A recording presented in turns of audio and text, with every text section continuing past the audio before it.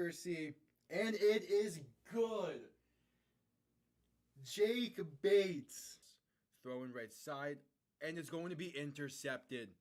Return past the 15, past the 20, out past the 30. Has space down the sideline. 40, 35, 30. And he is gone. A pick six for Houston. Snap good, hold good, kick up. And it is straight down the middle. Looking to throw, rolls out right. Throws end zone. Touchdown San Antonio. Cody Latimer alone in the end zone. They take a 1-point lead with 3 seconds left. 52-yarder, left hash, for the win. Snap good, hold good, kick up, and it's drilled. Miami escapes week 1 with the win. Jason Sanders is looking to throw. Pass right side, wide open. Touchdown Drake London. Touchdown Drake London. Atlanta has tied this game and are an extra point away from taking the lead. Needing the 12-yard line. Handoff, Robinson left side. And going to be stuffed. A loss of 4, maybe 5 on the play. And with 50 seconds to go, the Chiefs have the ball. And most likely that does it. Ball on the 17.5-yard line. Looking to throw. Stepping up, throwing for the end zone. And caught. Touchdown Green Bay. Dontavian Wicks. 56 seconds to play. The Packers are within 3. 6:17 to play in overtime. Tua shotgun, back to his left. 3 receivers to the right, bunched up. Tua to throw. Has time. Plenty of time. Pass. End zone, left side. Jonnu Smith. Touchdown Miami. They're gonna win. Let's go, baby. Here, back behind him. 3 receiving options to the left. Gonna send Smith in motion. Toss left side for Saquon Barkley. Good blocking and room to run. Past midfield, spinning his way. Pass the 35 to 30, 25, 20, 15, 10, 5, and the Eagles respond instantly. Saquon Barkley. Oh my, making his presence felt. 1 play, 60 yards, 3rd and 9 from the 35. Mahomes looking to throw. Quick pass left side, caught by Piron. Has room to run. First down and more. Down to about the 17. And he stays in bounds. That will do it. The Kansas City Chiefs have escaped the Bills and have punched their ticket. Hello everybody and welcome on into week 7 of the UFL season. Hope you enjoyed the old intro video there for a sec. I am in a new setup. I forgot to change it with the new one. So that was the one from last year, but oh well. Welcome on in. I will be changed for tomorrow's games. But welcome on in. Week 7 about to begin here soon. Columbus taking on St. Louis, which should be a pretty damn good game. No real expectations for this one, aside from the fact that playoffs are on the line this week. Columbus loses and DC gets to win tomorrow. We're going to see DC be clinching a playoff spot. But time will tell on the matter. First, we have to see what Luis Perez, the Spring King, can do in his first start as a St. Louis Battlehawk. Game will begin here momentarily. Welcome on in. Welcome on in. Again, what should be a pretty good one. I'm expecting St. Louis to really show up for this game as well. That's typically what that fan base likes to do and what that team does to begin with. So we shall see. This game being in St. Louis, I think is gonna play a massive factor. I mentioned that a bit during predictions yesterday. A lot of this game being in St. Louis is a deciding factor. But yep, welcome on in. We await the opening kick. They're showing highlights from previous weeks as well as some old highlights of head coach Ricky Prohl back when he played for the Rams and that Super Bowl season he had there. I am excited for what Columbus can do here in basically a must-win game for them as we're getting closer and closer to the playoffs. They're going to have quite a bit of expectations on them, quite a bit of pressure on them as well. But we'll see on the matter. We will see. Yeah, I put on the intro vid and I hit go live and I was like, okay, let me just do some other final touches. I looked over to it. I'm like, oh wait, that's the old one. Well, it's good to see that that's still on this PC, even though I was not expecting it to be. Yep, some Friday night football. Teams taking the field. St. Louis looking kind of packed from the brief spots from the. Oh, there. Okay, that camera shot is not doing St. Louis. That's disappointing for St. Louis. Especially when, I think yesterday or even earlier today, the city of St. Louis officially made the Battlehawks their professional football team, at least like in terms of legislation wise. For them to not really show up, like, especially with Luis Perez getting the start, yeah. Again, it's been a weird season for St. Louis, despite them being 4-2. It does feel like they have kind of fallen short of some expectations this year. But we'll see. Looking to win their third straight game, and again, on a 2-game win streak, making the quarterback change is certainly a choice. We'll see if it plays out for them.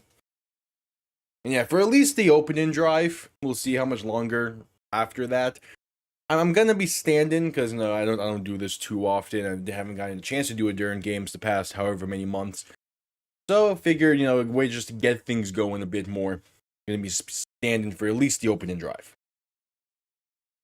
And then obviously, like, inside 2 minutes and all that, like, there's a good chance this goes up and down throughout. Yep, kickoff is moments away. And expectations is St. Louis handles business, but you never really do know in this league, at least this year wise. There's been a lot of parity in the league this year, a lot of upsets. We'll see. We'll see if the trend continues for at least tonight. And then obviously tomorrow, some 2 good games as well. But yeah, we shall see. The NBA playoffs have just started as well. At least that game's been going on for a bit. Yeah, New York's doing solid so far, up by 4, even without OG Anunoby playing. But yeah, we're at a commercial break as we wait for the opening kick. Again, no real expectations for this. I'm kind of just hoping that St. Louis fan base shows out how I expect it to, and how they expect this team to feed off that energy that they have. But we'll see. We will see. It is nice to have it is nice to not have had a Thursday night game. I do like it. I like being live. I like the Thursday night stuff, but I feel like that's so NFL. Where like the UFL shouldn't really dive into Thursday nights, and plus it all kind of just throws off the rhythm I have with this. Because with the NFL, like you expect it, so I do Wednesday predictions, but for this, typically it's Friday night, beginning of the week. So yeah. Either way. Because we're still awaiting the opening kick.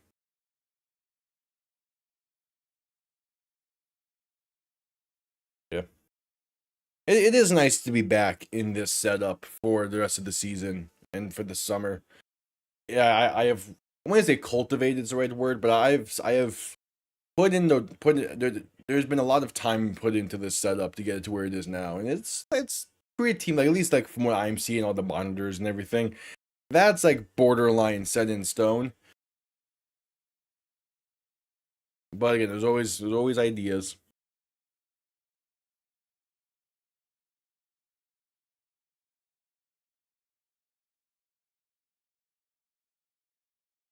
Let's go have a Miracle on Ice guy for this commercial.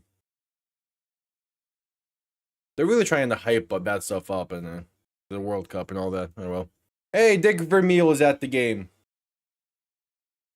Legendary head coach of the Rams. I love to see that. All right, Columbus will be getting the ball first in this one, so we will see that Aviators offense and Jalen McClellan first. With some pressure on them, needing to pretty much win to keep their hopes alive at this point. Obviously, we'll see what happens tomorrow night between Birmingham and Dallas to really tell the full story. But again, the best way they can handle things is win tonight, definitively keep things alive going into next week. As Luis Perez gets the start tonight for St. Louis. Yeah, for them being 4-2, the fact that they're 4-2 with the amount of quarterback issues they've had this season is impressive. Hopefully Perez is that missing piece for St. Louis, but we shall see.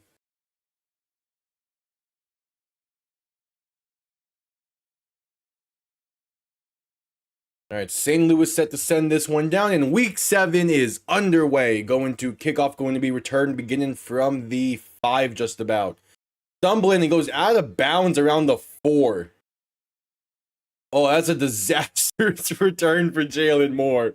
Columbus will begin from their own 4-yard line. Okay, sure. That's how we're starting things. Yeah, he bobbled the opening kick. Bobbled, stumbled a bit. Columbus starting deep in their own territory now. What? Okay, sure. Jalen McClendon taking the field. Again, had a pretty damn good week last week. 20 for 26 completion. Had a touchdown pass in the win. Columbus looking to make it back-to-back wins and get one game closer to 500. McClendon under center, back and fullback behind him. It is already getting loud in St. Louis. McClendon going to hand this off up the middle, and there's some space. Going to get past the 10 and down to about the 11. It is John Lovett on the carry. A good way to start, considering, again, you're backed up inside your own 5 to begin the drive. You get some breathing room off of it. The ball now on their own 11. McClendon in shotgun, back to his right. 3 receivers to the right as well. 2nd and 3 coming up. Man in short motion on that right side is Gunnar Oaks in motion. McClendon going to hand this off once again, this time going left, and there's going to bounce off some defenders in the backfield and fight his way for about half a yard. John Lovett on the carry once again. Going to make it an early 3rd and short for the Aviators. And we shall see exactly what the St. Louis defense is able to do. Columbus this season, I'm kind of shocked to see that they are the #1 ranked rushing offense by yards per game. Because it feels like DC is just the all-around better team in terms of running the ball. But Columbus has been right up there with them, and that's kind of weird that they're 2-4 even with that. McClendon in shotgun, going to hand this off, going left on 3rd and 3, and there's some good blockers in space for John Lovett. Past the 30, past the 35 to 40, and finally tripped up right around the Columbus's own 44-yard line. John Lovett, 3 straight carries to begin the game. 40 total yards on combining the 3. And that's how you get your offense some breathing room. Great blocking up front. If Tay Martin gets that block against Neville Clark, there's a chance that goes. There's a chance, but just couldn't quite get it. So McClendon in shotgun, back to his right. 2 receiving options to each side. They're going to mark him at the 45-yard line of Columbus. Another handoff going left, trying to find some room, and going to lose about half a yard. Met instantly in the backfield there by Travis Feeney. Going to be a 2nd and about 10.5 or 11 coming up. All right. Yeah, ruling in a 2nd and 11. Yeah, this Columbus ground game. It is talented. It is effective. With how good it has been, they really should be more than 2-4, and they definitely should be as well. They've just shot themselves in the foot quite a few times in some games.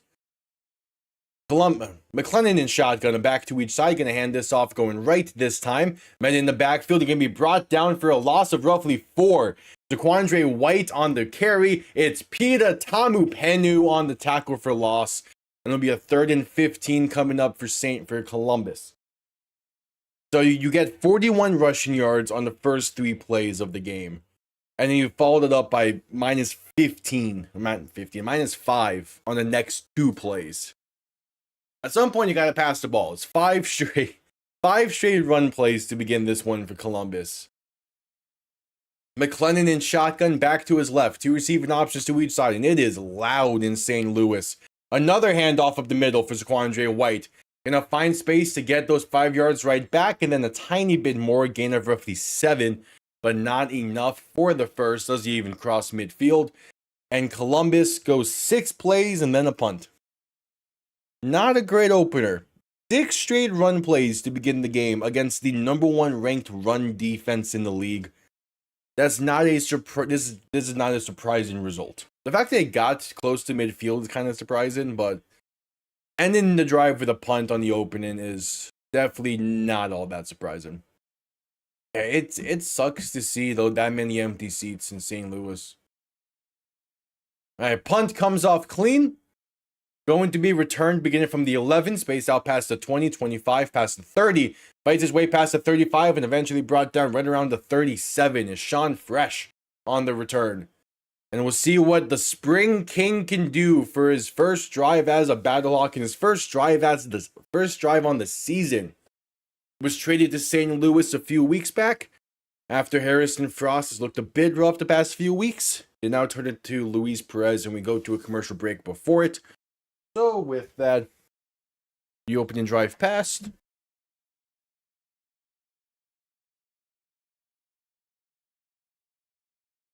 Give it time. Let's go ahead and just take a seat. There we go. There we go.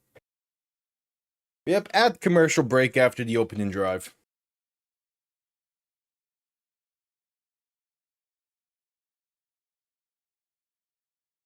Again, they ran the ball okay on that opening drive.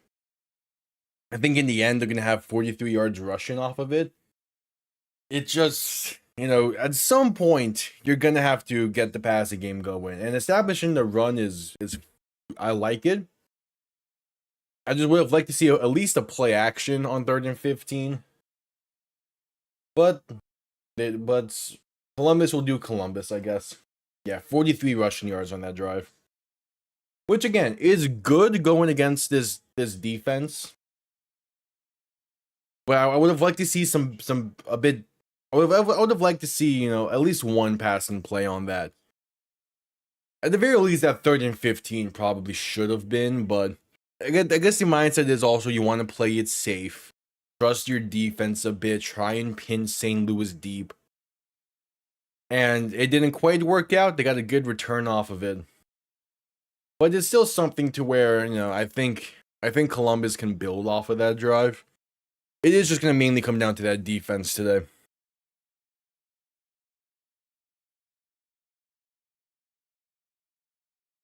But yeah, we'll see. Still at commercial break as we await St. Louis's first drive of the game. As we're just getting back from commercial break.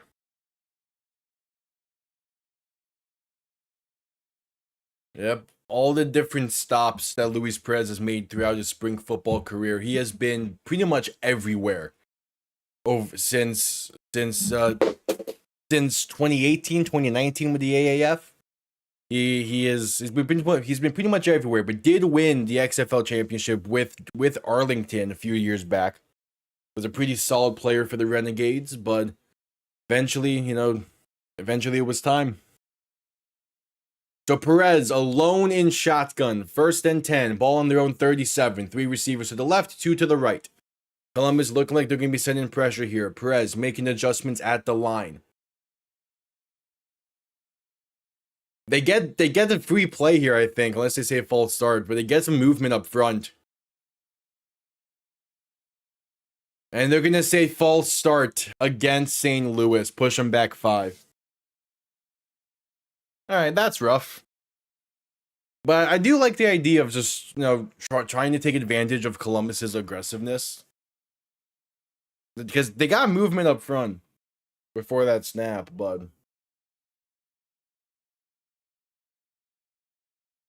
All right, Perez in shotgun back to his right. 3 receivers to the left. 1st and 15 now.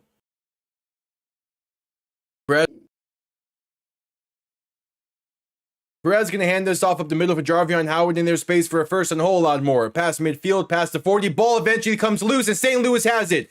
Return past the 25 to 20 and out of bounds around the 18. Hey, something got nothing to move the ball down the field. Jarvion Howard gets inside the 40. The ball eventually comes loose. Yeah, that's definitely a fumble against St. Louis. But Blake Jackson is there instantly to pick it up and then go an extra 10 plus yards with it. So in total, it's positive. Ball now inside the red zone. First time today for either side. Ball on the Columbus 18-yard line. Perez in shotgun, and the Battlehawks will have to burn a timeout.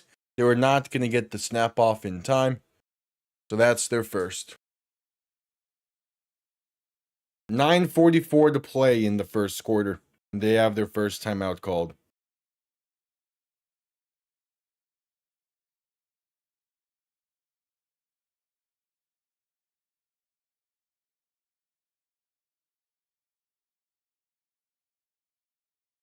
All right, so 1st and 10.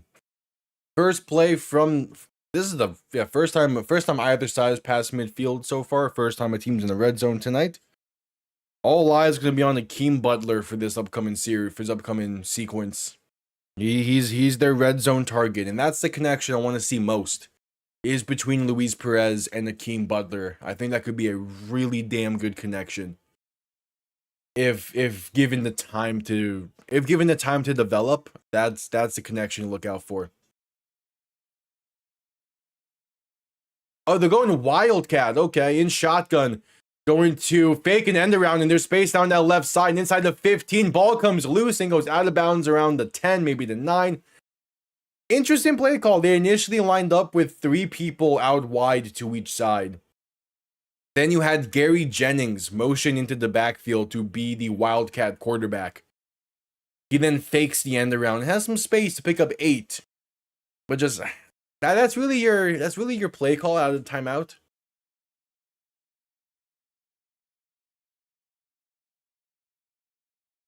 All right, so now 2nd and 4 now being ruled. Then it was ball on the Columbus 12-yard line. Perez in shotgun, back to his left. 3 receiving options to the right. In the play action, look to throw. Pass left side's a lofter and incomplete. Looking for Tyler Neville. Trying to get it over the linebacker there. Going to be a 3rd and 4 coming up. 9 minutes to play in the first.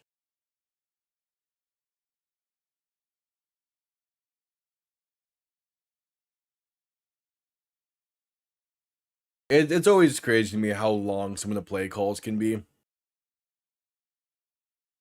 Perez in shotgun, back to his right. 3 receivers to the left. Man in motion, left to right. Motion him back towards the left. Now back towards the right as Perez looks to throw. Pressure coming. Dump off left side. Caught by Howard. Base inside the 10. Gonna dive forward, and I think he's just gonna get the first. Yeah, can give him the first. Jarvion Howard moves the chains on 3rd and 4. So 1st and goal coming up from the 8-yard line of Columbus. Yeah. St. Louis goes quick. Perez in shotgun, back to his right. Going to hand this off up the middle. Breaks off 1 tackler in the backfield. They're going to fight his way to about the 5. Gain of 3 for Jarvion Howard.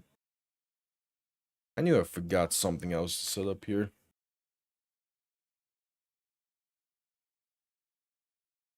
Do this before a team scores.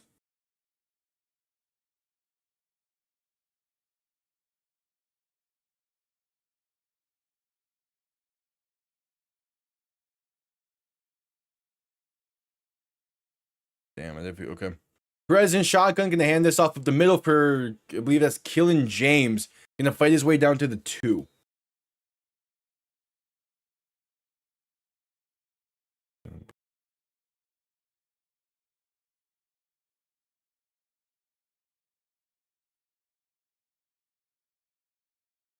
All right. Get this to that one.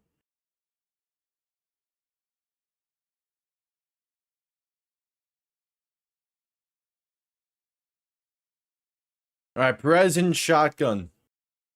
No, going back to the Wildcats. Blake Jackson in shotgun, back to his right, gonna keep it himself, and he's gonna get stood up around the inch-yard line. It's close. They're gonna mark him short at the half-yard line. Couldn't quite cross the plane. It's close though.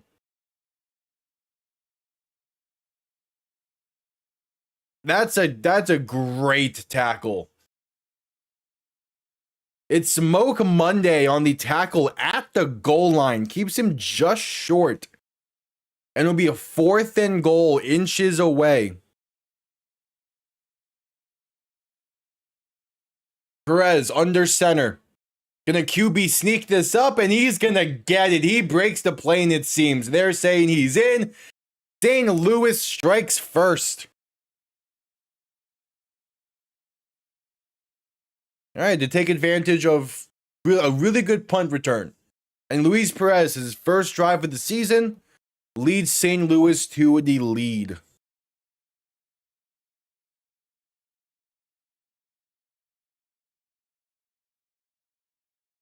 It is a pretty awkward QB sneak there from Perez, but he does get over. Does get tackled a bit awkwardly there, but he does cross the plane. And with 6:21 to play in the first, St. Louis leads by 6. The extra point to put him up by 7. It is up, and it is good. All right. St. Louis strikes on their opening drive. Not bad.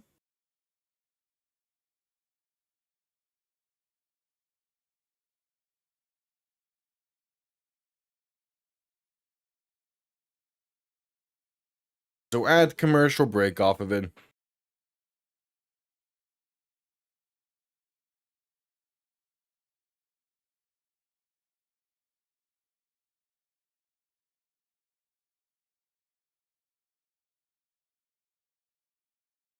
At commercial break.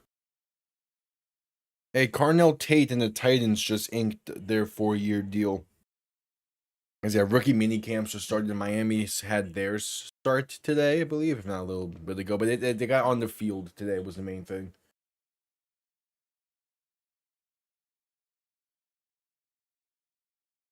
New York leads by 8 over in the NBA. Damn, Montreal leads by 3 for game 2 in the NHL. All right, that could be a fun series. Oh yeah, if tonight's playoff games for the NBA were not on Prime Video, I would have probably done a dual box or a tri box with the NHL as well. But no, they had to be weird with where the games are broadcasted on. All right, still had commercial break.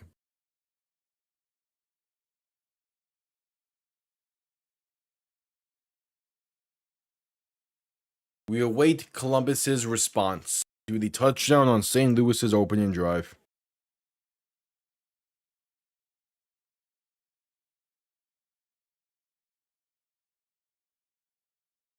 All right, just getting back from commercial break. Let's see what Columbus can do here, beginning with the kickoff.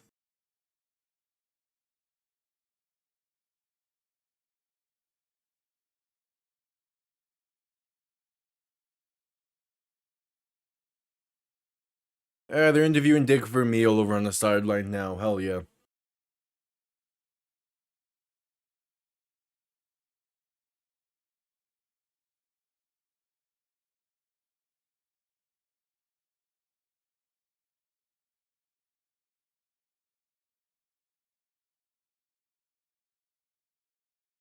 Yep.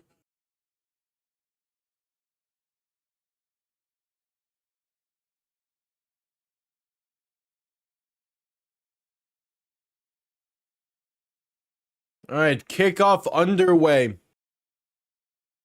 Going to be returned beginning from the... I know, it was let to bounce towards the end zone. Going to be a touchback here. Columbus will begin from the 20, so better starting field position than what they had on their last drive, but still not quite great.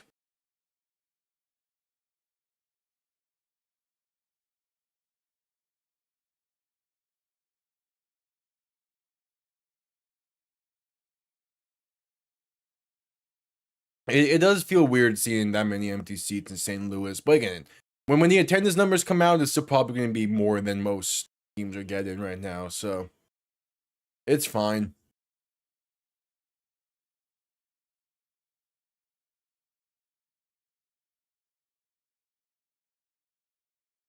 All right, McClellan under center, back behind him, tight end in the backfield, acting as a fullback. Gonna hand this off up the middle, and that's going to be a gain of only about 2, maybe to get 3 off of it. depending on the spot, but that's now the 7th straight run play to begin this game for Columbus. Yeah, not great. Not great at all.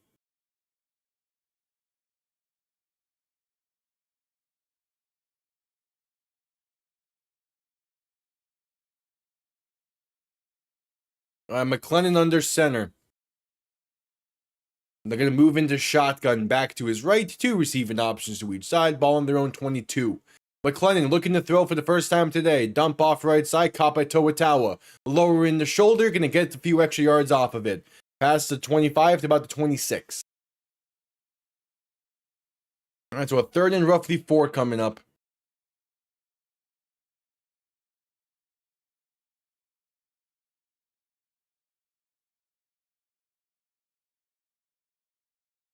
McLennan under center. 3 people in the backfield. They're going T form. Damn, motioning out of it. McLennan in shotgun back to his right. 3 receiving options to the left. 3rd and roughly 4. McLennan looking to throw. Has time. Pass over the middle is caught, but not going to be enough for the first. Only a gain of 2 for Kiki Chisholm. And Columbus will punt despite McLennan wanting to go for it. They go 3 and out on their second drive of the game.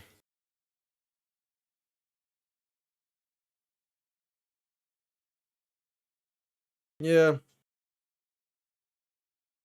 That's one thing this season that we have not seen as much compared to last year and even years prior, in part because Skip Holtz is no longer the coach in Birmingham. But we're not seeing enough teams run the T formation. I need more of it. All right, punt comes off clean. Going to be returned beginning from the 22. Space to about the 30. So an 8-yard return. St. Louis will begin from there. And we're going to head to commercial break. All right.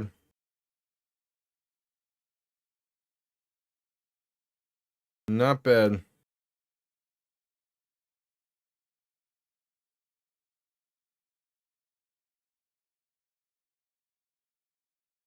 And we're at commercial break.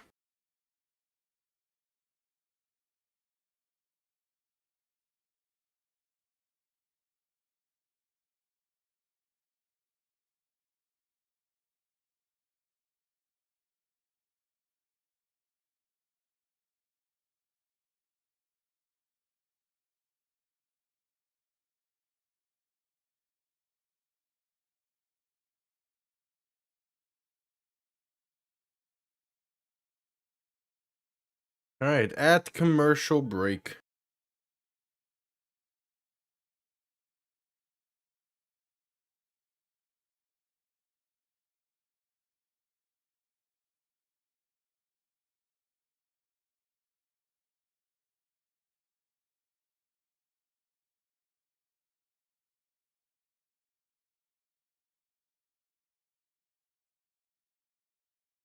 All right. Yeah, St. Louis is starting this game off hot, and I'm not all too surprised by it. I mean, just plain and simple, they're better. They are the better team. But I was expecting Columbus to do a bit more than what they have been. So 2 pass plays in the first 9 plays of the game is not great when going against the number 1 ranked run defense in the league. So there's that.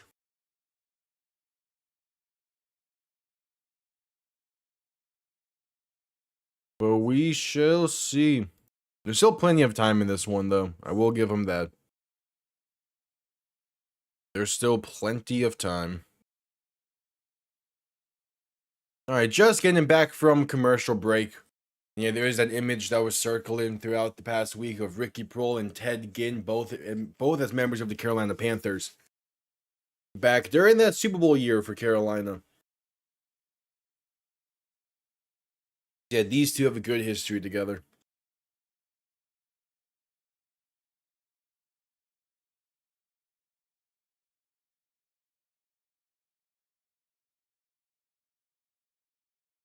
All right. So 1st and 10, ball on their own 30. Perez in shotgun, back to his right. Man in motion left to right to make it 3 receiving options to the right. Perez going to hand this off up the middle for Kylan James. Going to get past the 35 to about the 37. So a gain of 7 to begin the drive. Not bad there for St. Louis. And they're looking good. 2nd and 3 coming up. Just under 4 minutes to play in the first quarter.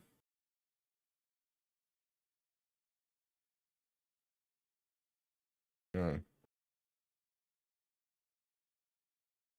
Perez in shotgun, back to his left, 2 receivers to each side. Man in motion towards the backfield. Perez going to look to throw. Dump off left side, caught by James.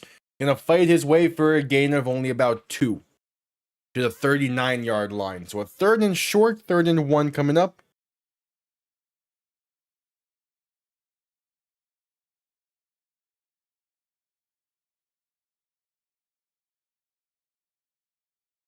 And they go Wildcat. This Jackson in shotgun. Going to hand this off the middle, and that's enough for the first. A gain of roughly 3. All right.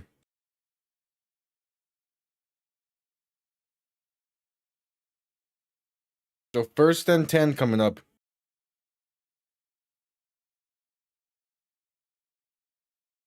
Just under 3 minutes to play in the first. Play clock winding down. At 15 seconds, they break the huddle. Perez in shotgun. 3 receivers to the right, 2 to the left. Ball in their own 42. Play clock under 5 seconds to get the snap off in time as they look to throw. Pass left side's off the mark and incomplete. Try and go for Akeem Butler. Was looking back shoulder. Butler expected him to throw it more so down the field. And it'll be a 2nd and 10 coming up. And that's part of the needing to build chemistry between the two. Because Perez can get the ball out quick like that. He's going to be looking for those back shoulders to him.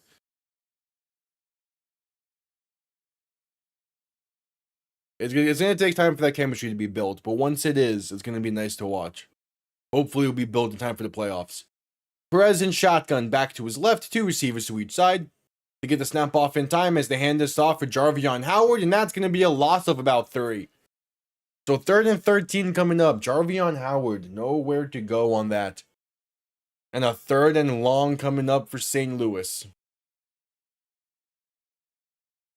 Yeah, that's a free lane into the backfield there for Tony Fields. Was unblocked.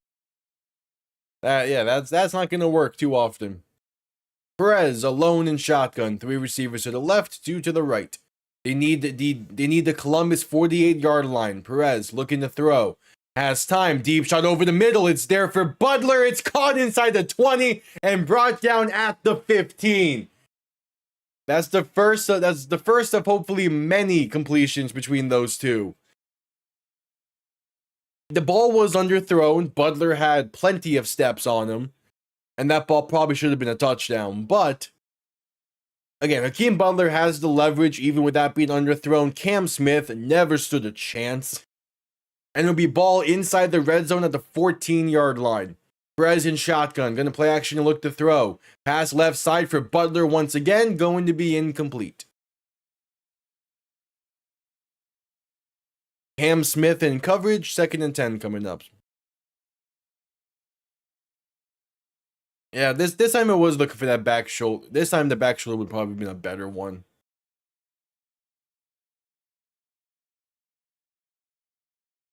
Yeah, Butler wanted a penalty there, and I don't blame him.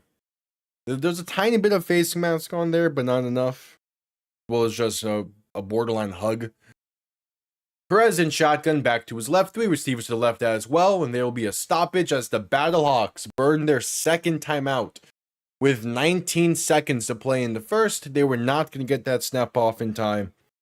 These are things I'm not too surprised about, because it is first game for Perez in this offense. So I'm like, it's fair to say that there's going to be some hiccups throughout this. We'll see.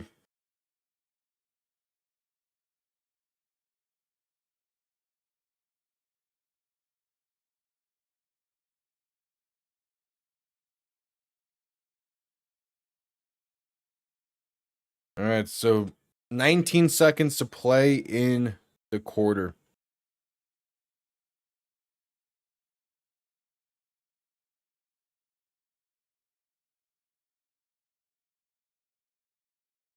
So 2nd and 10 coming up.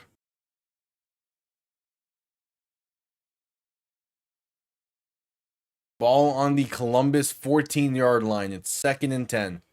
Perez in shotgun, back to his left. 2 receiving options to each side. Man in motion right to left. It's Stephen McBride. Perez going to play action and look to throw. Pass left side for the end zone. It's there. It's caught. It's McBride. Columbus. St. Louis extends this lead with a 14-yard touchdown pass for Luis Perez. His first of the season. And St. Louis is cooking here with 14 seconds to play in the first quarter. Back-to-back touchdown drives to begin this game. And that's a beautiful ball by Luis Perez. McBride gets behind DJ Miller. And yeah, that's a perfect throw. To be fair, I think he only gets 1 foot down there, but that's all you need in the UFL.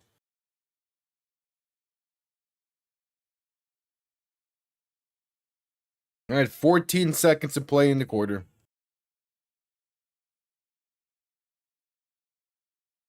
Kick is extra point is up, and it is good. They lead by 14.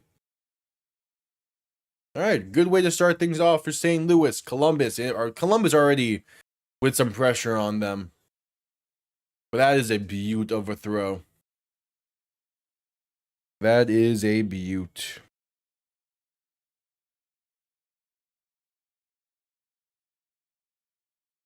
And we're at commercial break.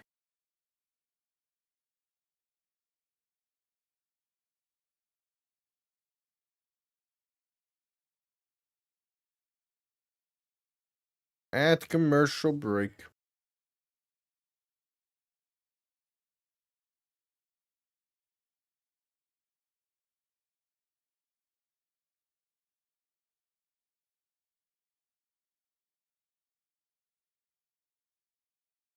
All right, we await Columbus's next offensive drive. They've had 7 run plays compared to only 2 pass attempts. Not been great. They went 3 and out on their last drive. So we'll see.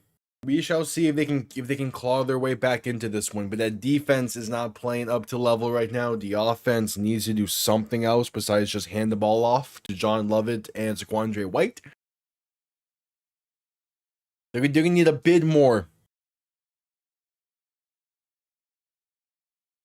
But we're at commercial break first.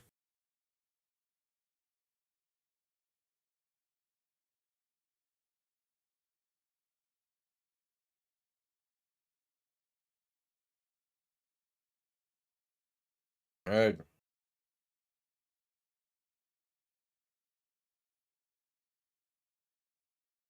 Should be coming out of commercial break here relatively soon.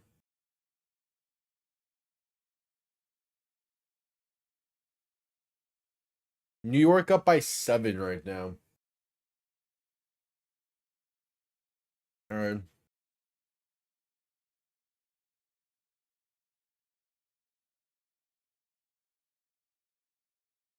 Because the next game is Sunday, right? Yeah. That was a 3:30 kick on Sunday? Damn. All right, just getting back from commercial break.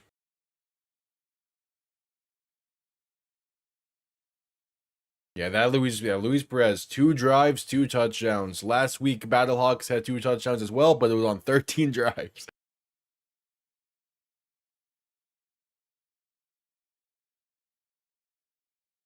All right, what can Columbus do?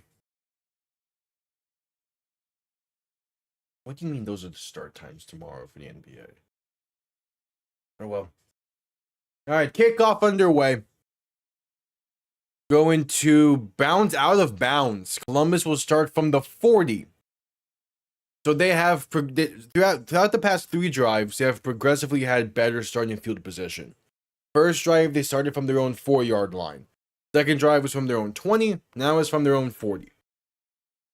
Is this going to work out for them?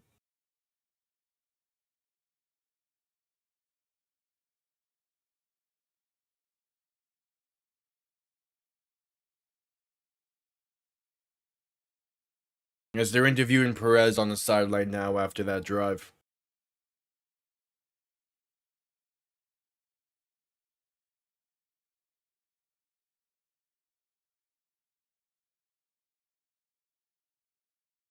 So 1st and 10 for Columbus. McLennan in shotgun back to his right. 3 receiving options to the right as well.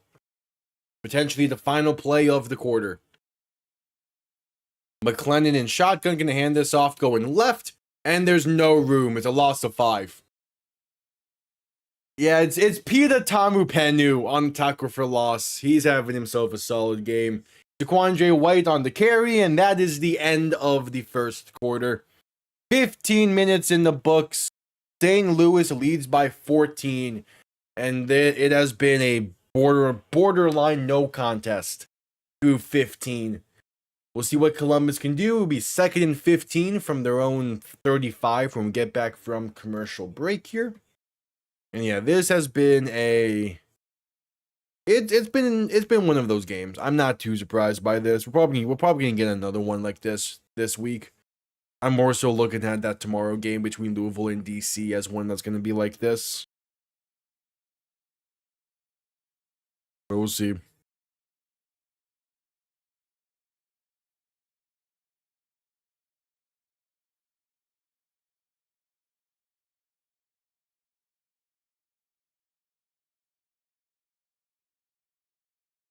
But yep, at commercial break for the end of the first.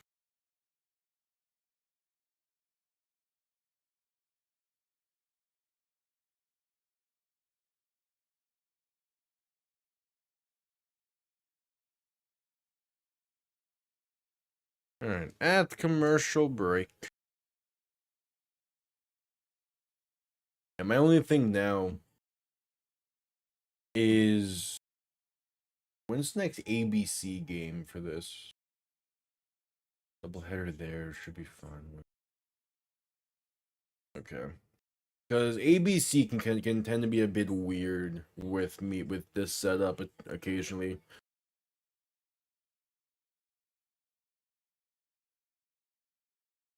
Won't have to worry about that for a few weeks though, I think.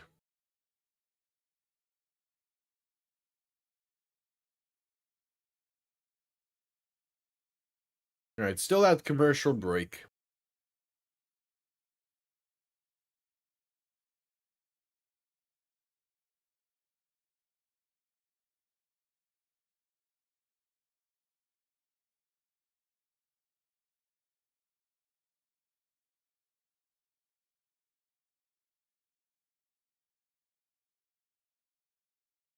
Alright, still at commercial break.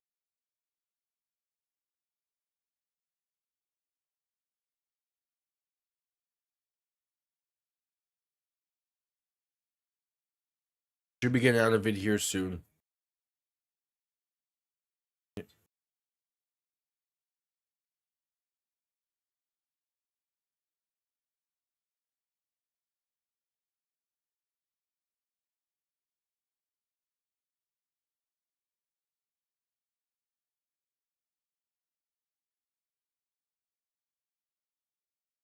Alright, just getting back from commercial break, and there's Jordan Teamu. As DC got their championship rings over the past week, they're now up to 5 straight wins on this season, looking to go back-to-back. It's going to be an interesting one tomorrow for them. A chance to clinch a playoff spot, depending on how this one goes.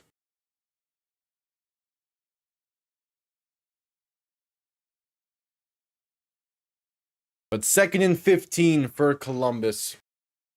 I was saying 2nd and 14. Give or take.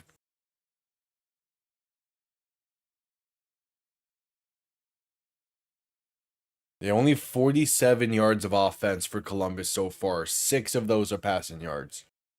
Not great. McLennan alone in shotgun. 3 receiving options to the right, 2 to the left.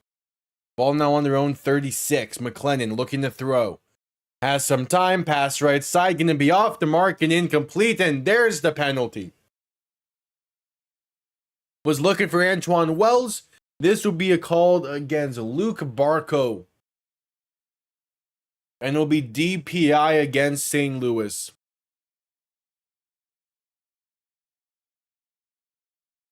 Okay.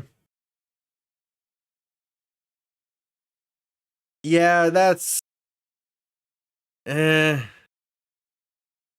That's yeah. That's a give or take. Some refs call that, some refs don't. It does put Columbus past midfield for the first time today at the St. Louis 41-yard line. McLennan under center, back behind him. 3 receiving options to the right. Gonna hand this off up the middle, and there's space for Zaquandre White. Past the 30, 25, eventually past the 20, and brought down around the 18-yard line of St. Louis. The Aviators are inside the red zone for the first time today, thanks to Zaquandre White. And some good blocking up front as well. Gonna be a 20-plus yard carry for Zaquandre White. McLennan under center, back behind him. 3 receiving options to the right. Play action, looking to throw. McLennan with time, pass right side, caught by Tay Martin. Going to be up to the 11, so a gain of 7. 2nd and 3 coming up for the Aviators. This is more so what I was expecting from them earlier on in this. Obviously not to the same degree, but like a good blend of run and pass. McLennan under center, back behind him. 3 receiving options to the right. Ball on the 11-yard line of the Battlehawks, and there's some movement up front before the snap. Going to be called a false start here. So a 2nd and 8 coming up.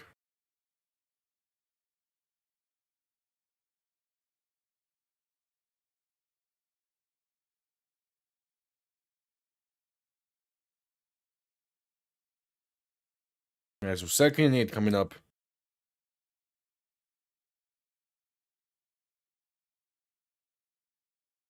McLennan in shotgun. Back to his right, 3 receiving options to the left. Ball now on the 16-yard line of St. Louis. McLennan looking to throw, dump off right side, going to be caught by Zaquandre White, and going to fight his way for only about a half a yard, maybe to give him the full yard to the 15. Either way, not much going there. 3rd and about 7 coming up. 13 minutes of play and a half.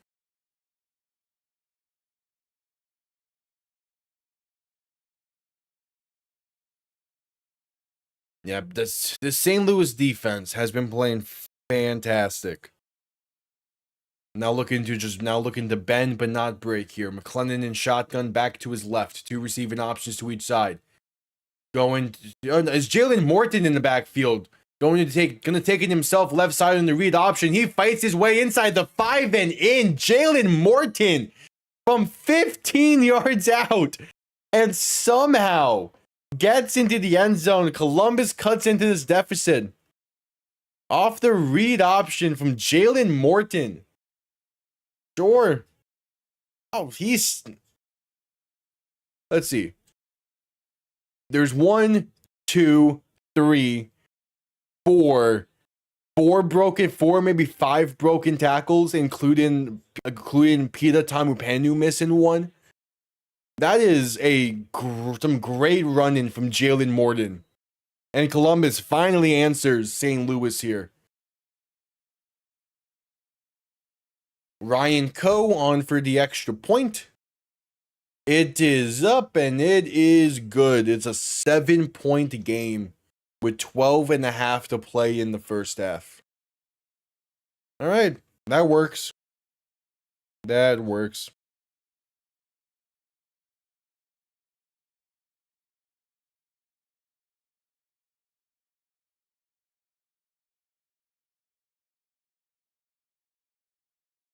Yep, they head to a commercial break.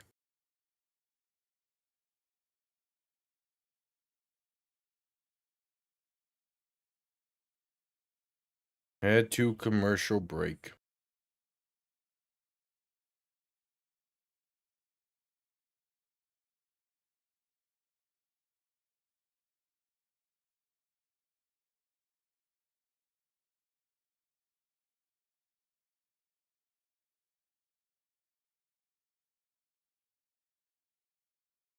All right, at commercial break after the touchdown drive for Columbus.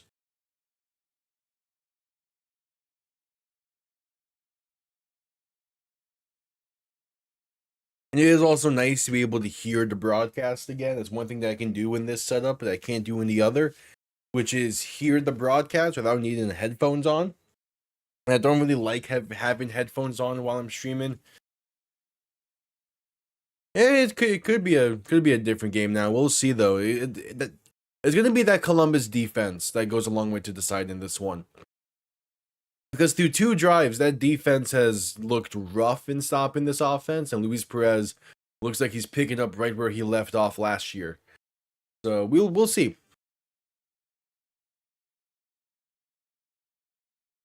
Yeah, yeah. Being able to hear the broadcast now properly is gonna make things a lot better. Like obviously, like before, I would grab the headphones if I needed to, but now this time I can just always listen to it to make sure I'm like properly getting everything.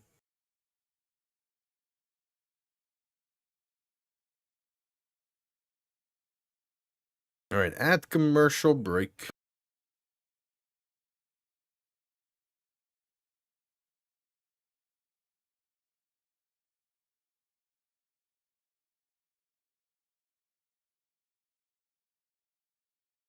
All right, just getting back from commercial break.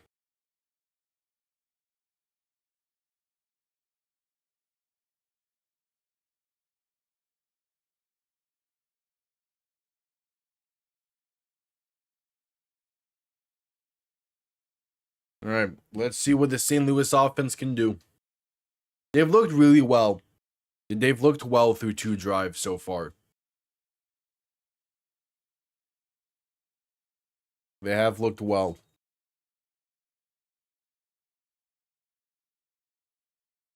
Does Dallas play St. Louis again this year? Kickoff underway, going to be bouncing into the end zone for a touchback. St. Louis will begin from the 40. They play each other week 10. That's gonna be fun.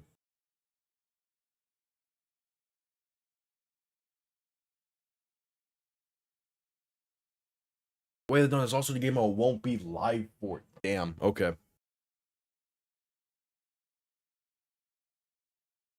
Damn.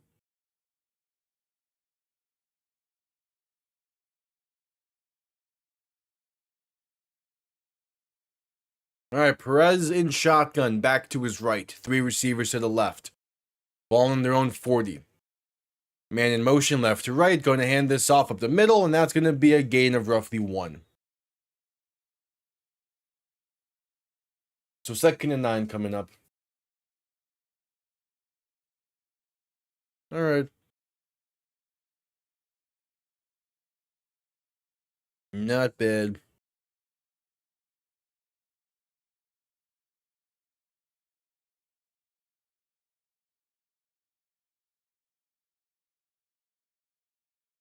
All right, Perez alone in shotgun. 3 receivers to the right, 2 to the left, looking to throw.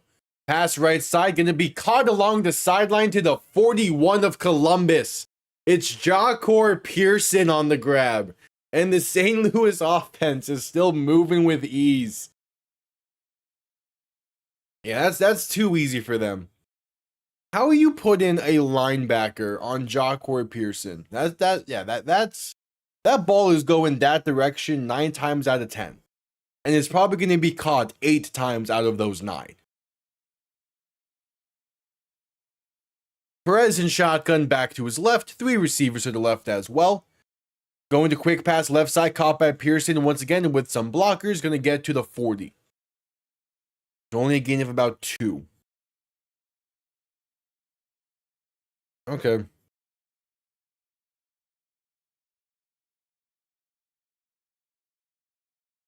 So a 2nd and roughly 8.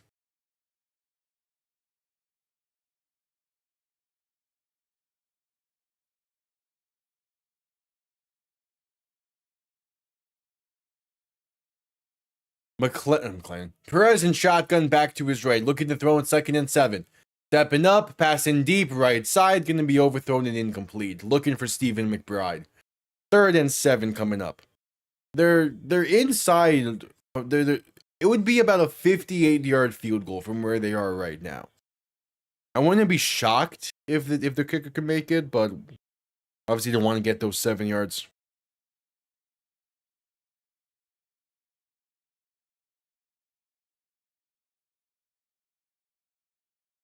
So 3rd and 7.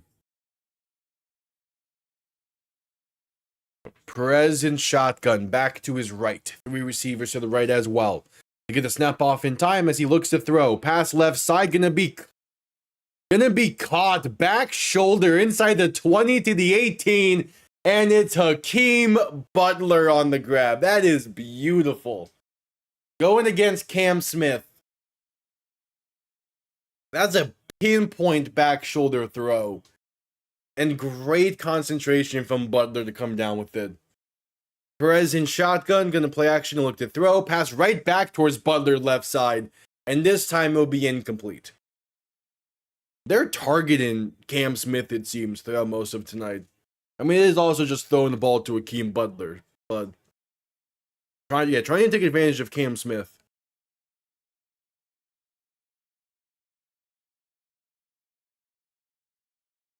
Oh, there was a penalty after the play there. Yeah, 1st and 20 coming up for St. Louis after assuming a holding penalty.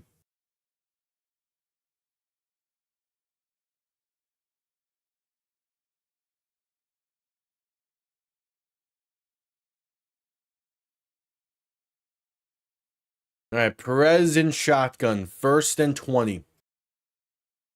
Back to his left, 2 receiving options to each side. Ball on the Columbus 28. Perez going to hand this off up the middle, and that's going to be a loss of 2. No room there for Killen James.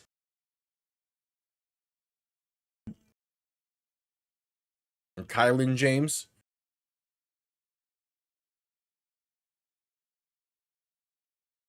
And it'll be a 2nd and 21 now. Perez alone in shotgun. 3 receivers to the right, 2 to the left. Just about 9 minutes to play, and there's some penalties before the snap. Might be getting Columbus on something here. Yep, it's a neutral zone infraction. So it'll be 2nd down.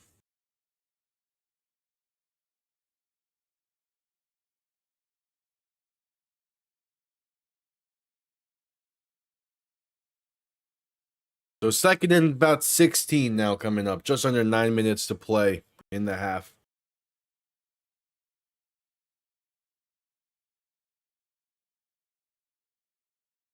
So Perez alone in shotgun, looking to throw in 2nd and 16. Has some time, pass deep right side, off the mark and incomplete. Looking for Jacor Pearson, who's open there for the back shoulder throw. Perez just didn't put enough into it. So a 3rd and 16 coming up now.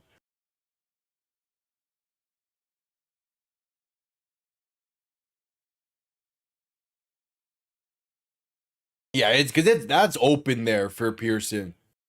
If he throws that, if that's on target back shoulder, it's there for him. All right, 3rd and 16. Perez alone in shotgun. 3 receivers to the right, 2 to the left. Ball on the Columbus 25-yard line. Perez looking to throw. Pass left side for Hakeem Butler is going to be incomplete. Good coverage there from Cam Smith. And it'll be 4th and 16 coming up. So Columbus now bends but doesn't break. Finally. Yeah, but that is forcing the ball that way. I get the idea with it. But that is forcing the ball.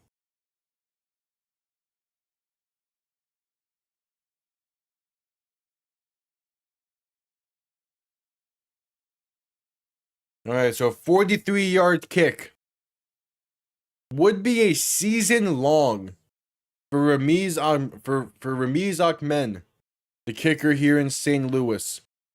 And there's a penalty before the snap. He missed that wide left. Gonna move him forward 5.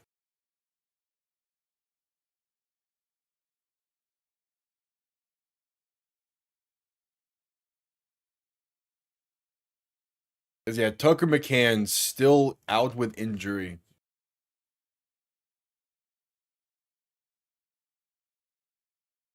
All right, so now it'll be a 37-yard kick.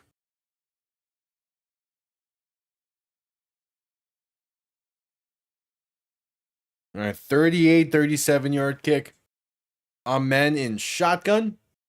And shotgun. Amen lining up for the kick. What the? I mean, tactic. 38-yard kick. Ball is centered. Kick is up, and it is good. St. Louis leads by 10.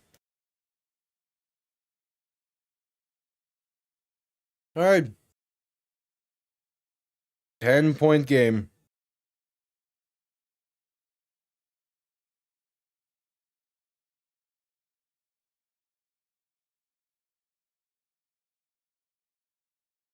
All right, head into commercial break.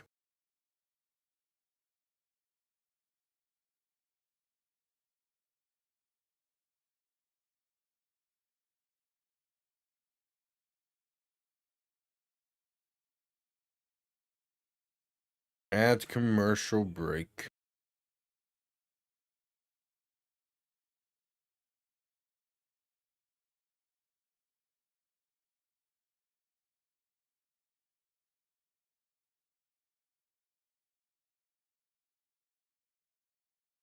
But yeah, it's big, and it's been a St. Louis game in this one. 3 straight scoring drives to begin things for the Battlehawks.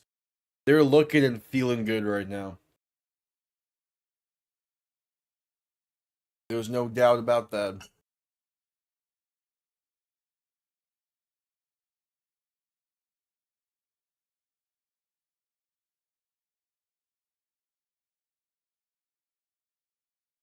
All right, at commercial break still.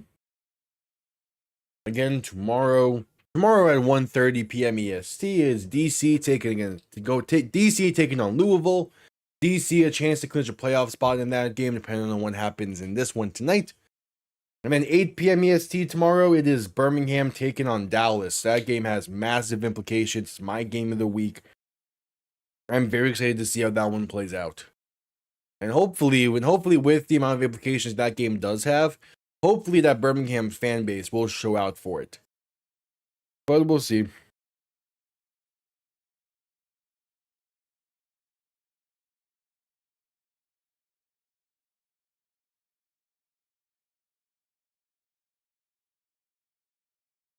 All right, just getting back from commercial break.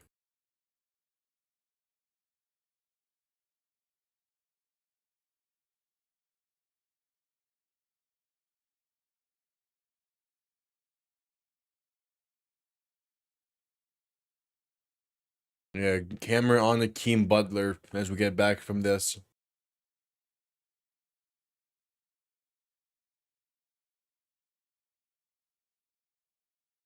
Yep.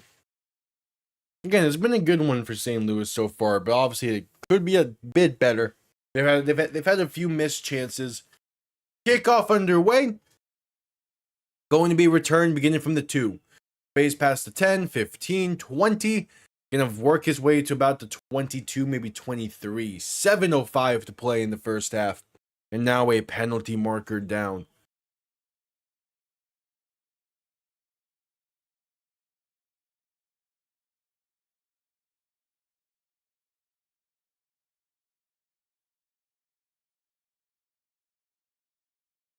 Hey, there's Mike Jones.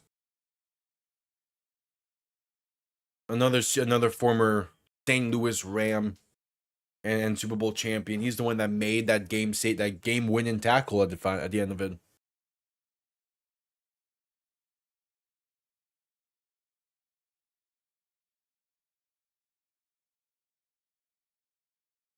Yeah. It is. I do love how much that the league is not propelling, but how much the league is really pushing St. Louis because this is their moneymaker for the time being. As long as St. Louis can keep that fan base where it is, like the league is going to survive for the time being. As long as St. Louis can still be St. Louis. Eventually, they're going to need other locations to really show out, but that will come in time. McLennan in shotgun, back to his left, 3 receivers to the left as well, ball on their own 12 after the penalty. Gonna hand this off, going right for John Lovett, and he's met well into the backfield. Gonna be brought down at about the 2-yard line. And this St. Louis defense continues to do what they do best, and that is make things difficult. Steve Linton on the tackle for loss, and Columbus is backed up in their own territory.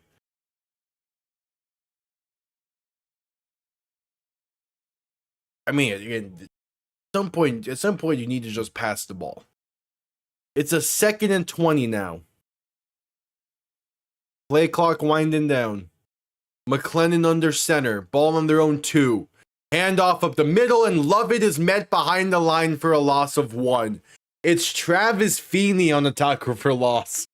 And it's a 3rd and 21 for Columbus coming up. This is getting ugly. The dome is getting loud.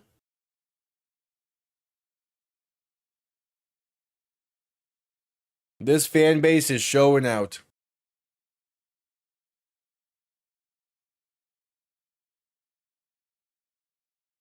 I love the St. Louis fan base.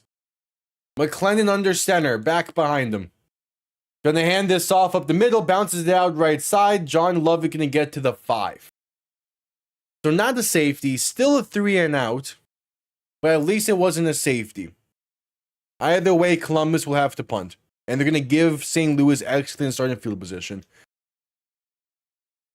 Just under 5.5 to play in the first half, and continuing to roll.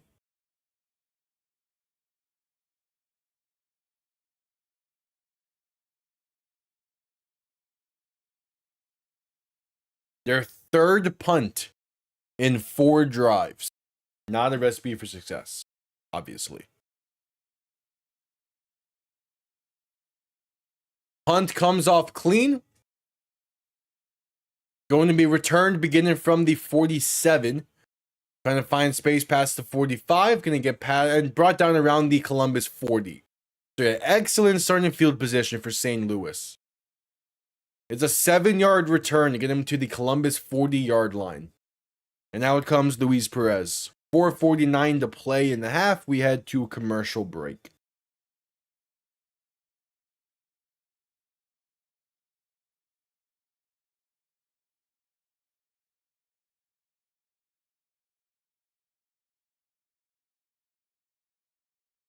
All right, at commercial break.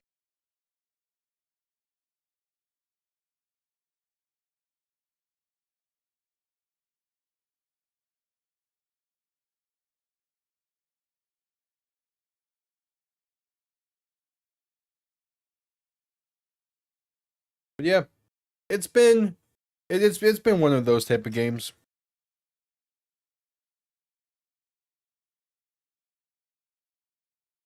We're gonna see it get real ugly here soon. St. Louis gets balled to begin the second half as well. We're gonna be in for an ugly one.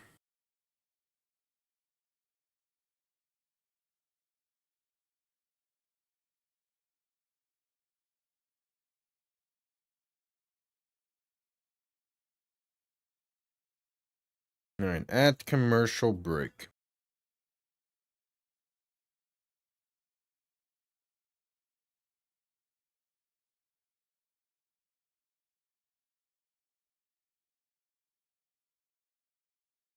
All right.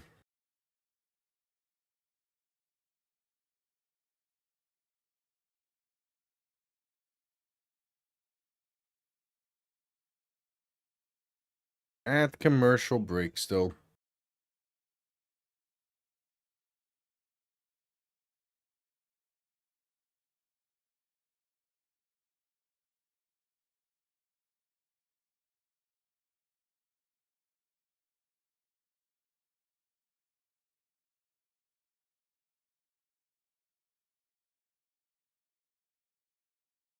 All right, just getting back from commercial break.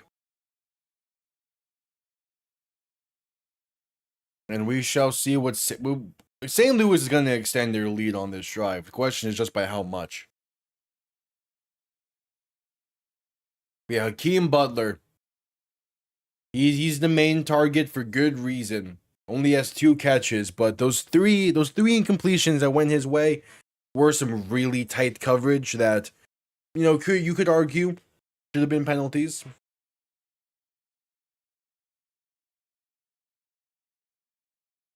All right, Perez in shotgun, back to his right, 3 receivers to the left. Ball on the Columbus 40. Perez going to play action and dump this off right side. Caught by Tyler Neville with space for the first. Hurdles one defender. Fights his way inside the 20 and finally brought down. But not before getting to the Columbus 15-yard line. It's a gain of 25 for Tyler Neville. And St. Louis is right back in the red zone. That hurdle is insane. How? Like it wasn't like clean, but like it was still a clean hurdle. Like that's not something you would expect from your tight end. They mark him at the 14-yard line. Perez in shotgun back to his right. Gonna hand this off up the middle, trying to find some space, bouncing out left side. Gonna get inside the 10, the 5, and Kylan James is in. All it takes is 2 plays, and the St. Louis Battlehawks go up by 16, soon to be 17. That was too easy. Under 4 minutes to play in the first half, and yeah, this game is getting ugly.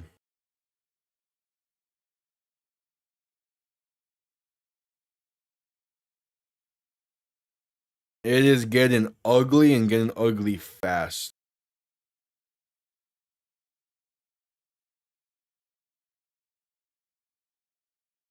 All right, so the extra point.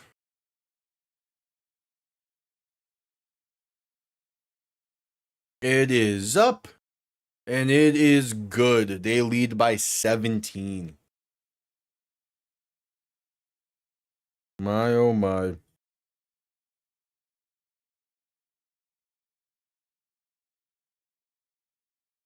And they go straight back to commercial break.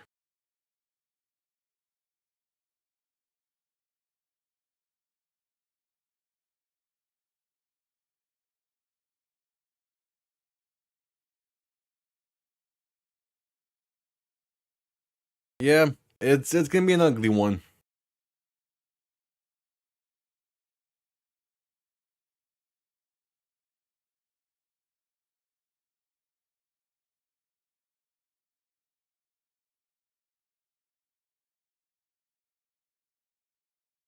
But at commercial break. Yeah, it's an ugly start to this game. We're nearly at halftime. It's not a great first half for Columbus. All right, New York leads by 9 over in the NBA. They take a 3-0 series lead. You're pretty much set to call that series. Part of me is tempted to find a way to watch first Timberwolves as well.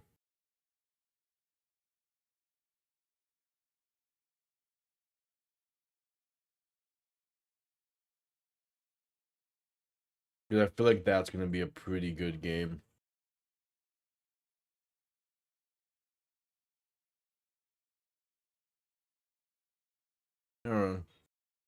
Still at commercial break.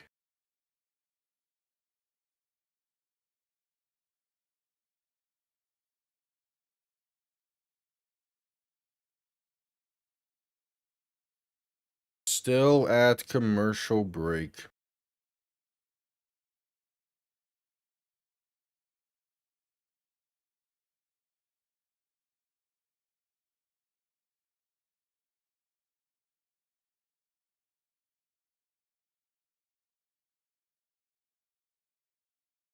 All right, just under 4 minutes to play in the first half. Just getting back from commercial break.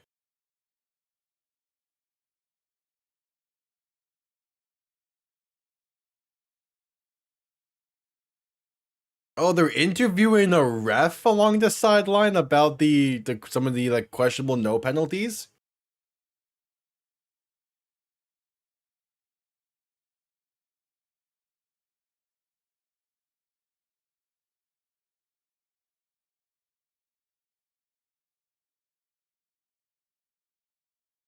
The the ref is doing his best to avoid these questions. I respected.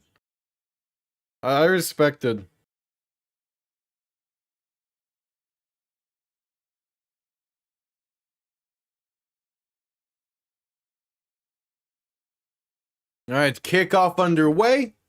Going to bounce at the 19, it seems, and be returned past the 20, 25, and brought down right around the 30. So Columbus will start from there.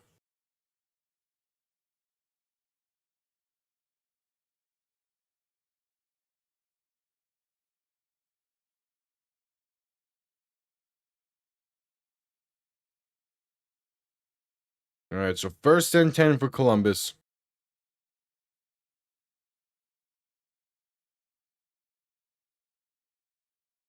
McLennan in shotgun, back to his right. 3 receiving options to the left.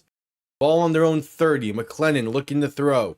Pass left side, going to be caught, and that's Tay Martin fighting his way to about the 37. He's down by 17. The passing game's going to become more of a factor here. As simple as that.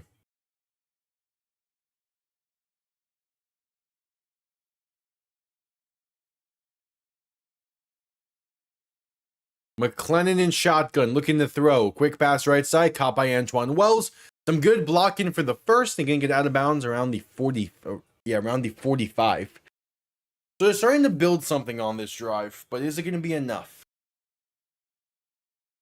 The key thing is St. Louis gets ball to begin the second half, so quite a bit of pressure on Columbus to get something here. McLennan in shotgun, back to his right. 3 receiving options to the left. They're going to say ball more so on their own 44-yard line. McLennan looking to throw. Pressure coming and sacked. It's Carlos Davis. And there's the Obafemi strut. But Carlos Davis, he's having himself a really solid season. In that game against Dallas back in week 2, he had some pretty bad penalties against him. But really, besides that, he has been playing pretty darn well. McLennan in shotgun, looking to throw in 2nd and 16. Dump off left side, going to be caught. And there's Carlos Davis once again on the tackle, this time only for a gain of 1. Yeah, what total sack number is that for Carlos Davis now?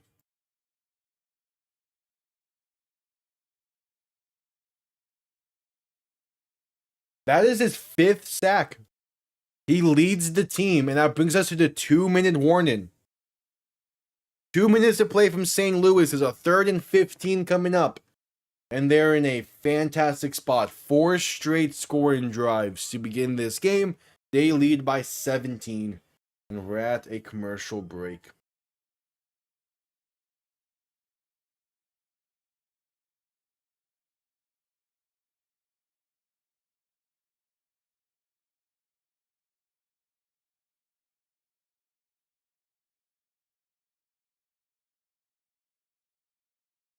We have 5 sacks on the season for Carlos Davis. That's not bad. It's actually pretty damn good. He's having a solid year. Again, it was just those penalties earlier on that kind of hurt him.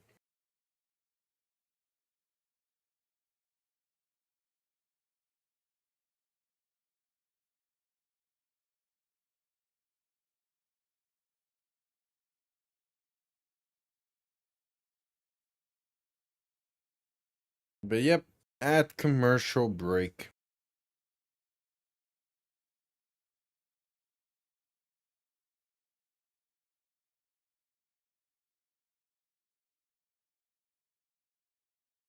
Alright, at commercial break still.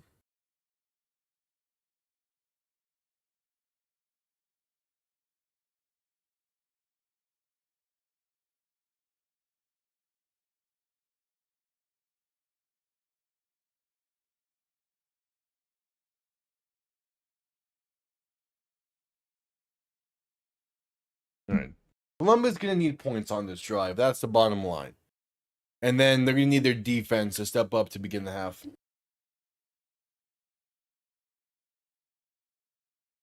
Again, there's still a ton of people at this game. It's just kind of disappointing not to see the lower bowl completely filled out. Like, there's probably close to 20K people at this game still. It's not what we're used to with St. Louis from years past. Right, ball on their own 39. McLennan in shotgun. Back to his left.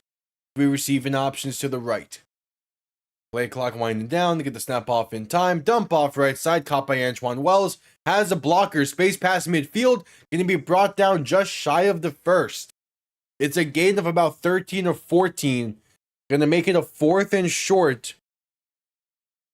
And I imagine with 4th and 2, we might see them go for it here. The offense is on the field for the time being.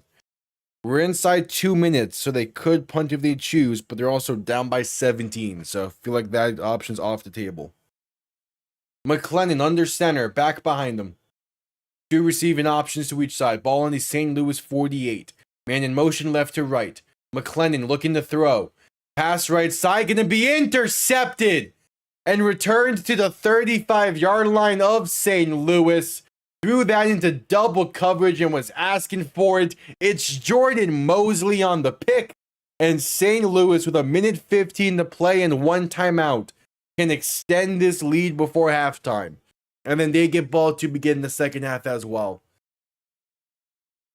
That is also technically the first incompletion for McLennan, or the first non-completed pass. Yeah, that's terrible separation there between Mack and Oaks. I don't know what that play was supposed to be.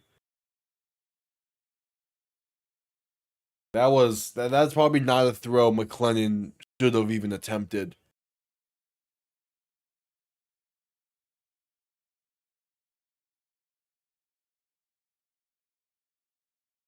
All right, 1st and 10.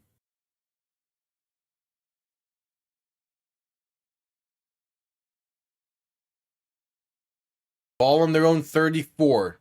Perez in shotgun, back to his left. 3 receiving options to the right. Perez going to hand this off up the middle, and there's some space to the 37-ish, maybe 38.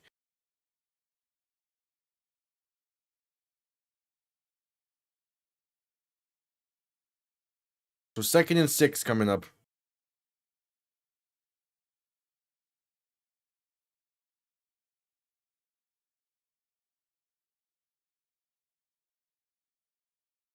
All right, 2nd and 6.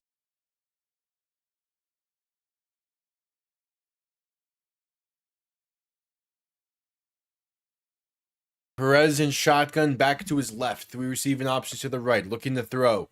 Pass in deep right side, a beautiful layered pass past midfield to the 49 of Columbus. Stephen McBride on the grab. That ball was layered perfectly for the 1st and more. Like, that is a pinpoint throw from Perez. He has not missed a beat, despite not having played for 6 weeks up to this point. That's a beautiful throw.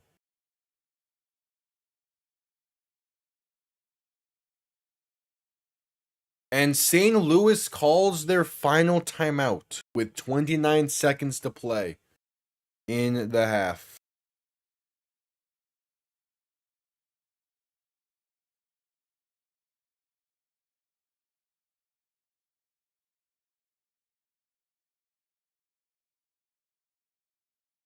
All right, 1st and 10.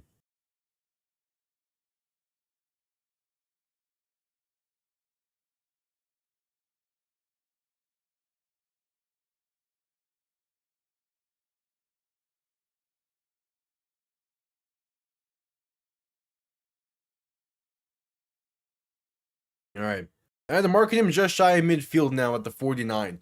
Perez in shotgun looking to throw in 1st and 10. Pressure coming, dancing around. Dump off right side. It's caught.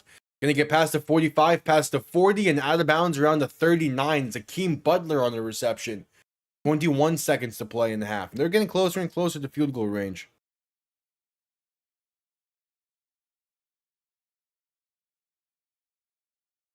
All right.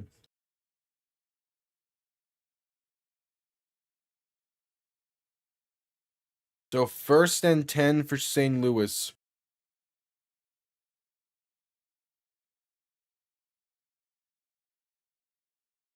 Perez in shotgun, back to his left, going to look to throw.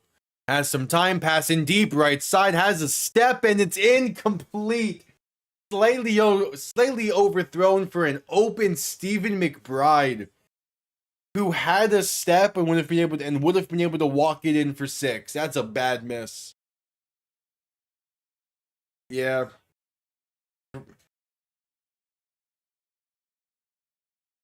Perez threw it outside. McBride kind of started to curve inside, which definitely helped to make that incomplete, but still, that's a tough miss. All right, 5 wide. Perez in shotgun. 3 to the right, 2 to the left. Ball on the Columbus 39-yard line. Perez, quick pass right side. It is caught, gets past the 30, and I think he's down before the first down marker, so they have to go quick to get the spike off. They do have the time in theory. It's 3rd and 1. And yeah, the ref had to move the spot a bit. They don't get that spike off in time then. Honestly, where the ref moved that ball afterwards, would that have been the first down?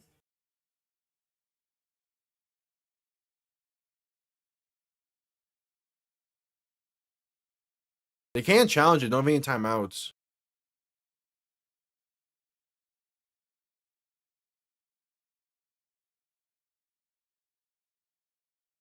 And I don't think he got the first either. But where that spot was afterwards, I mean.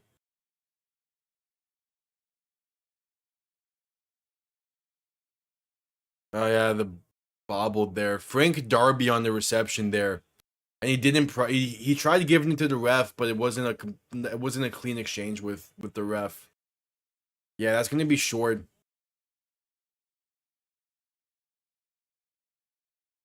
You're gonna look over this. They definitely don't get the snap off in time. The only thing that could save this for St. Louis, and if they got the first, and they're not going to. That brings us to halftime. Rough moment at the end there. But again, St. Louis gets ball to begin the second half, so they're still fine. They're up by 17. They're still fine. They're in a fine spot. We're at halftime. I will quickly be right back.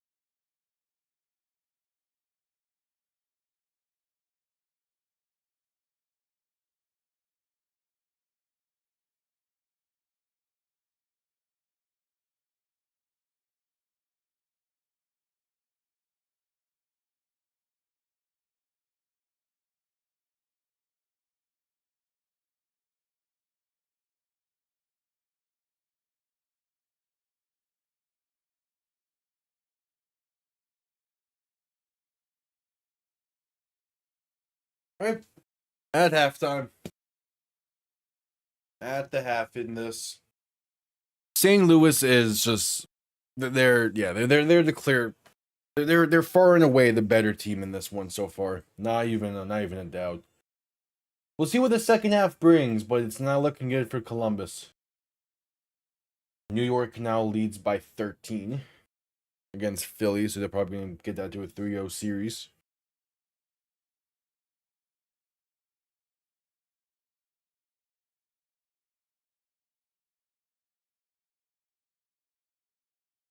Yeah.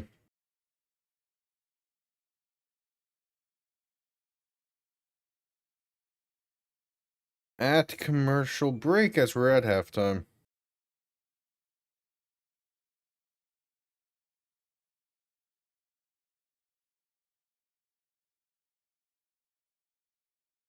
We shall see.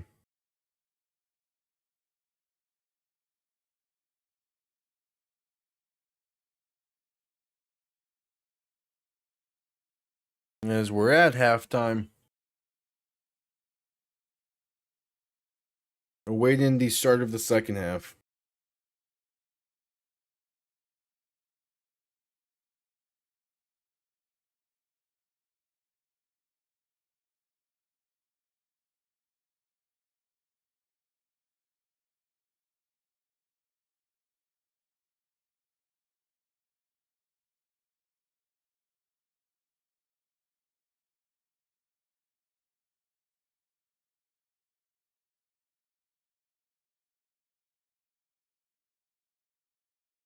All right, at halftime.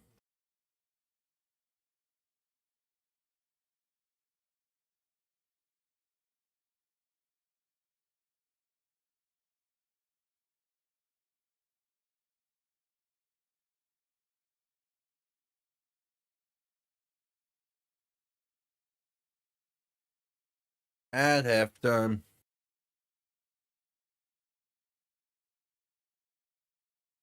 Yeah. Again, I don't expect this game to be much else. But you never know. There's a chance Columbus keeps this thing close, but their defense is going to need to be a whole lot better than what it has been so far in this game. There's been a whole lot of nothing from that defense.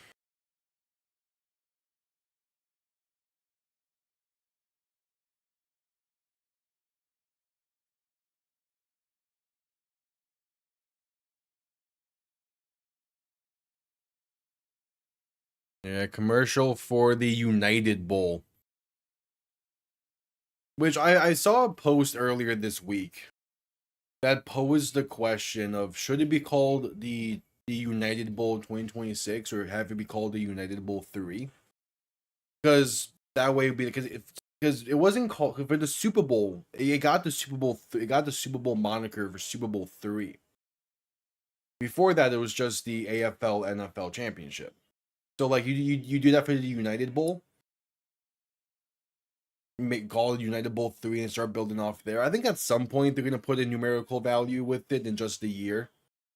Because it would just make too much sense.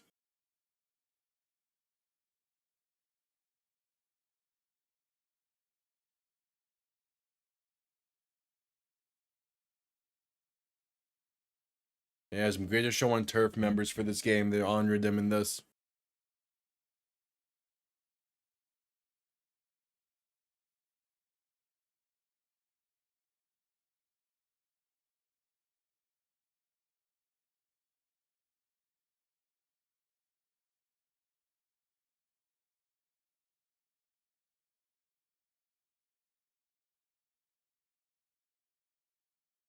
Yeah, I think it is nice that they're bringing these guys out for this.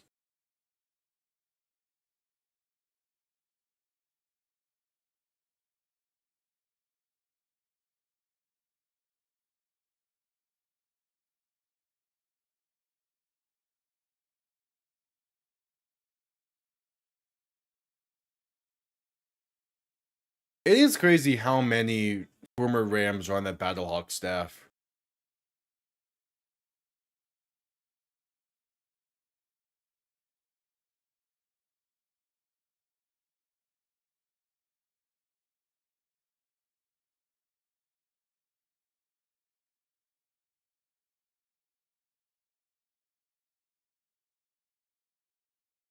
Again, I kind of wish I get that so many of those guys they're mentioning right now are on the Battlehawk staff, so they can't be on the field. I do kind of wish that they were though for this.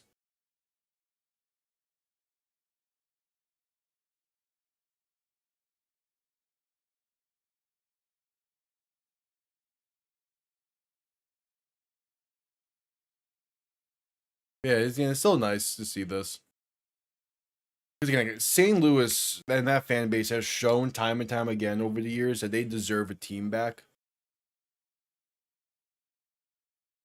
They did like they fully deserve a team back, and again, they've done nothing but support the Battlehawks for years, and it's great. But I do want to see them with an NFL team. All right, heading to another commercial break. We await the start of the second half. As Spurs and Timberwolves should be starting here soon. Let me see if I can find a way to watch that. Off to the side. Because Wemby has just been on another level these playoffs. And he's such a fun watch.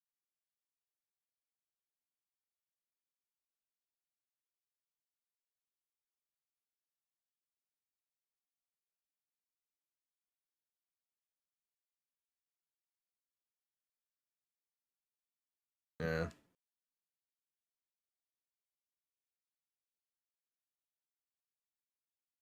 Dumb Prime Video for playoff games. Hated.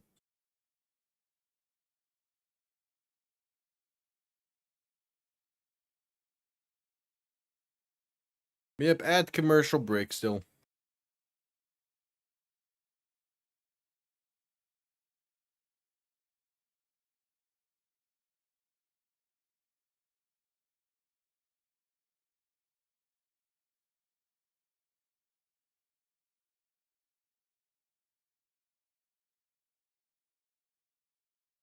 Yep, at halftime, St. Louis gets ball to begin the second half. Looking to finish this one out strong.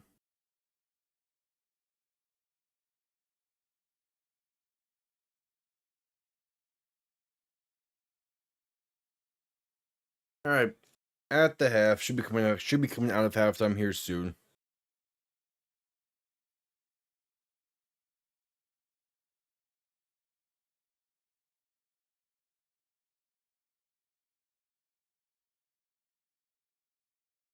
Yeah, Keem Butler getting the spotlight as well during halftime here.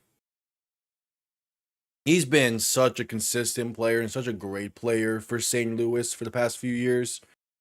Like he's borderline the face of that franchise now with Anthony Beck gone and AJ McCarron gone. All eyes have been on Keem Butler, and he deserves it.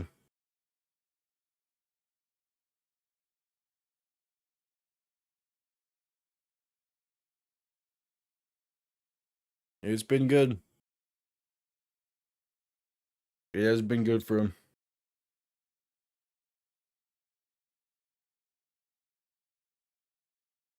Yep, at halftime.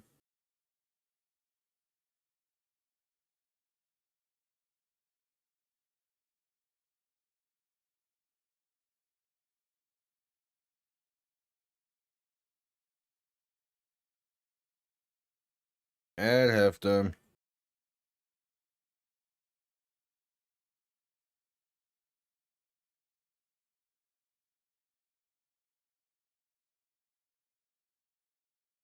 Yeah, this league needs guys like Luis Perez, like Jordan Teamu, like Hakeem Butler, who are just faces of franchises and are just there multiple years to really help build a fan base.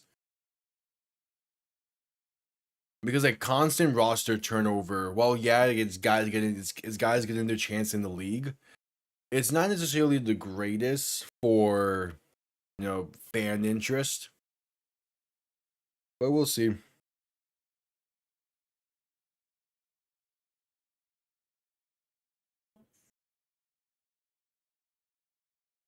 As we await the start of the second half.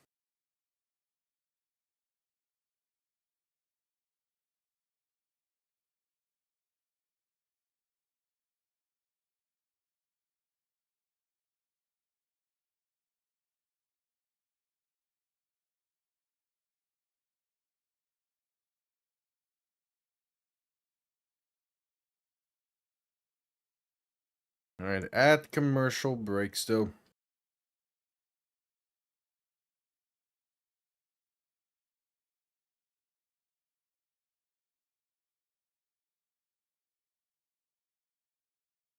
Now at a commercial break after the Akeem Butler spotlight. Second half should be on the way here soon.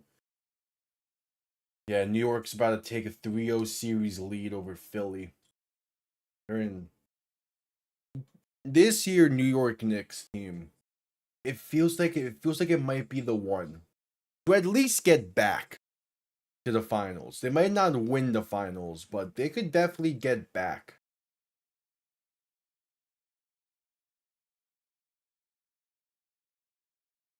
We'll see. At commercial break still as we await the start of the second half.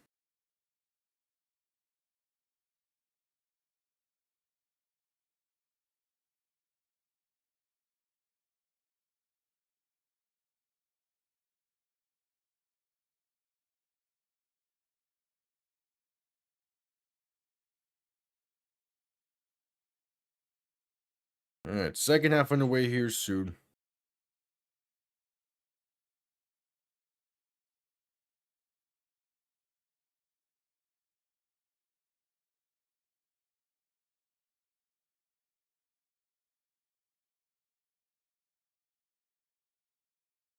We await the second half.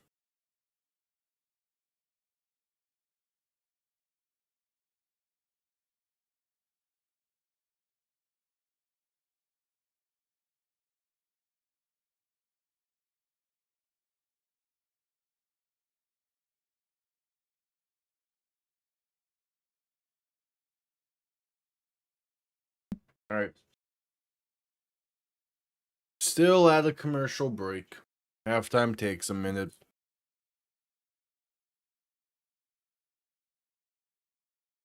Second half underway here soon.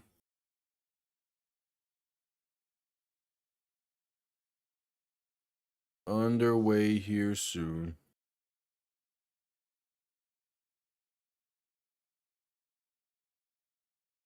Here we go. Just getting back from commercial break.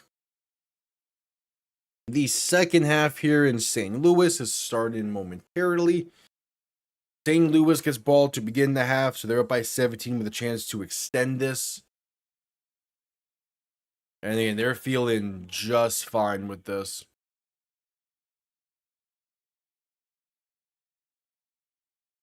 Luis Perez having a great start to this game as well.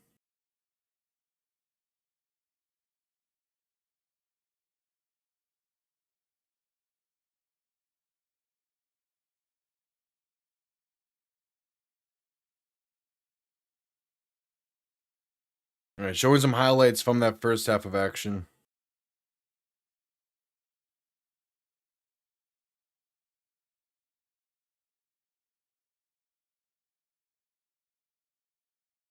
All right.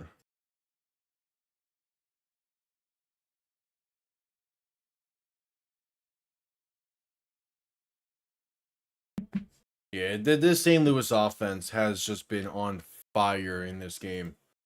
They have scored on basically every drive. The only one they haven't scored on yet was that one at the end of the first half. And even then, they had a chance to score on it as well. They just couldn't. They just couldn't figure out that not field position, but couldn't figure out the whole get out of bounds thing. It seems at the final play there.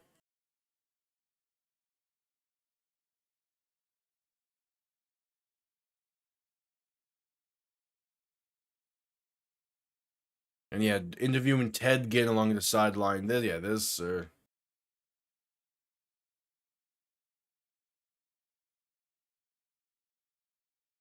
Again, I feel like Ted Ginn could be a good head coach. I'm curious if he's gonna be given a chance to develop his coaching skills. Kind of feel that same way with like Chris Redman in Louisville and AJ McCarron in Birmingham.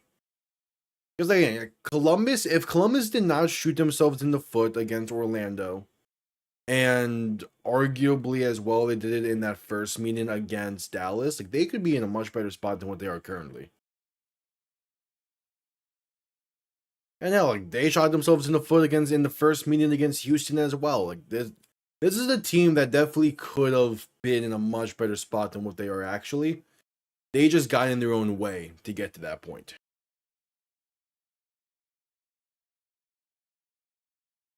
All right, Ryan Coe on to send this one down. St. Louis back to return.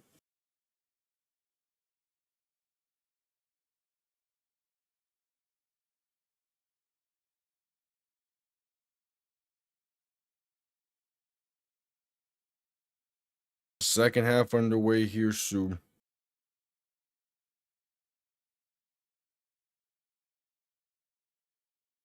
All right, second half kickoff underway. Going to be returned beginning from the 3 after a bounce. Space up past the 15, brought down past the 20 to about the 22. So they'll start from there. And out comes Luis Perez looking to extend this lead.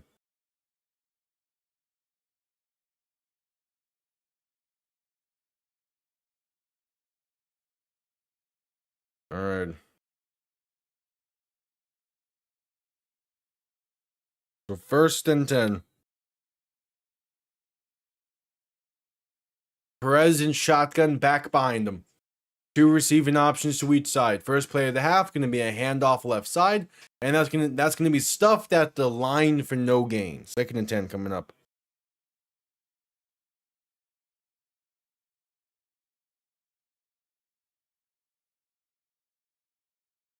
2nd and 10 coming up.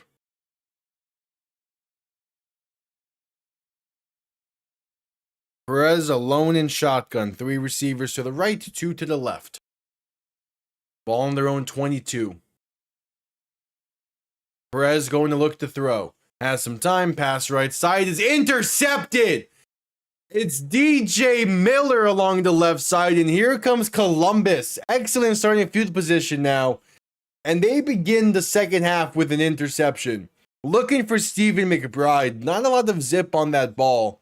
Kind of lofted it a bit. And DJ Miller, a great break to get in the way of it. Get in the way of it and to intercept it. But DJ Miller, man, he was a damn good player last year for the Michigan Panthers.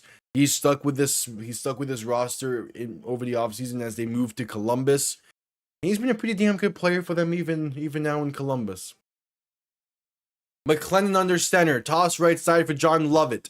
Gonna find a little room to get to about the 30. Gain of only about 4. Alright.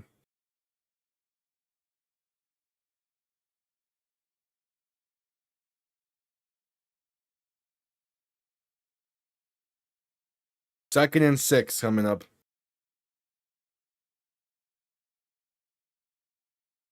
McClellan under center, back behind him.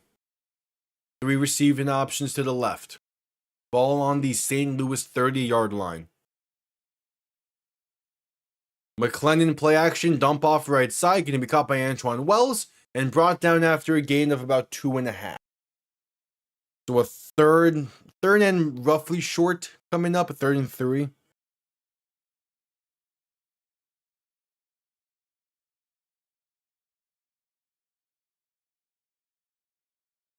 So 3rd and 3.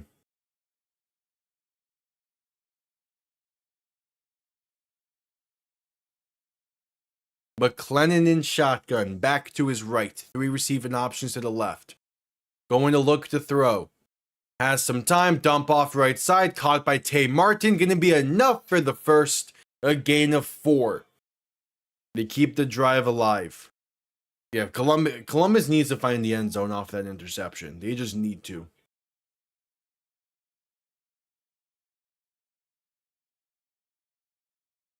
They just need to.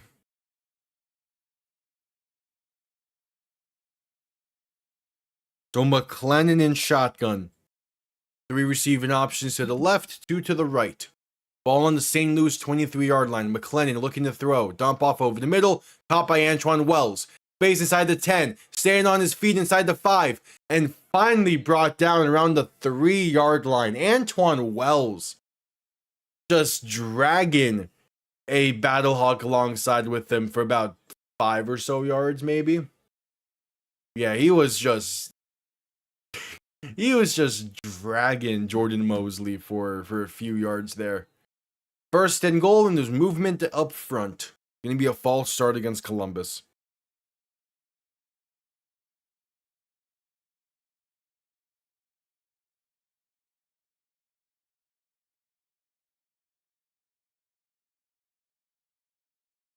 So 1st and goal.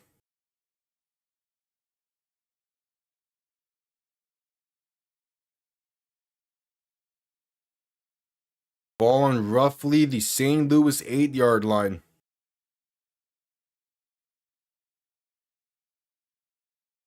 McClellan under center, back and fullback behind him. It is loud.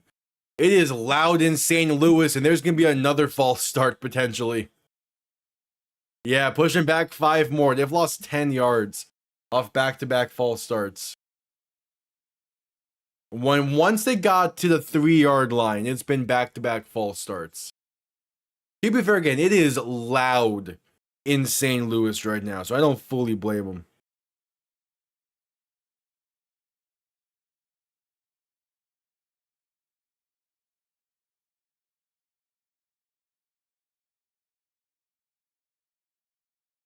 So 1st and goal from about the 12.5-yard line. McClellan in shotgun, back to his right. 3 receiving options to the left. McClellan going to look to throw. Stepping up, rolling right, has some time, pass right side, can he be caught? Inside the 5, and Tay Martin, the outstretched ball, he is in for 6. They take advantage of the interception on the opening drive of the half, and they score on their first drive of the half to make this an 11, soon to be 10-point game. All right.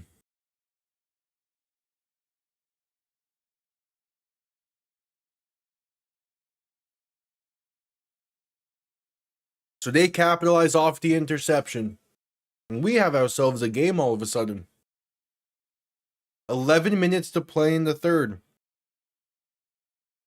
All of a sudden, there's a bit of a game here.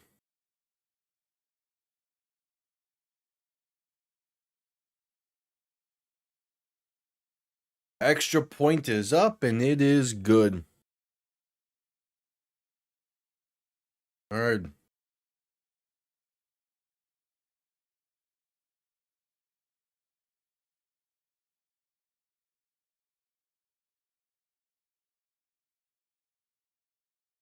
And that brings us to a commercial break.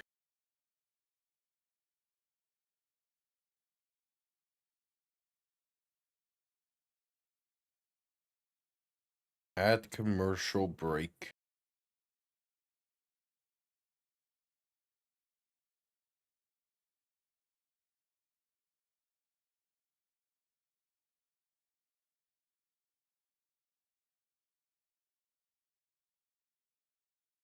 Yeah, I mean, all of a sudden, there's a bit of a game here building. But we shall see how much more of a game we got.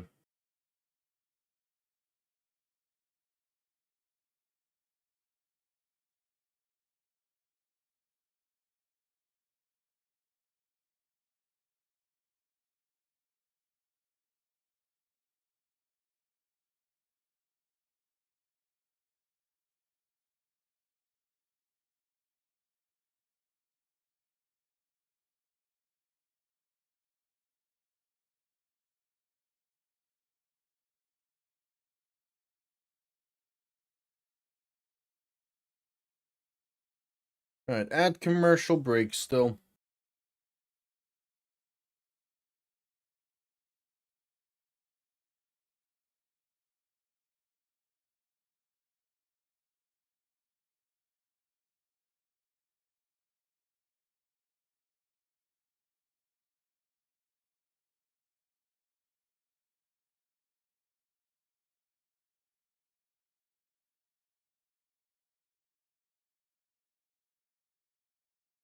At commercial break still.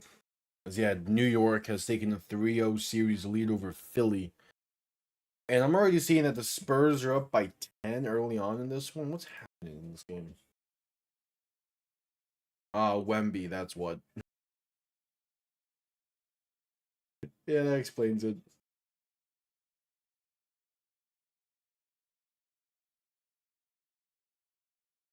Alright, just getting back from commercial break.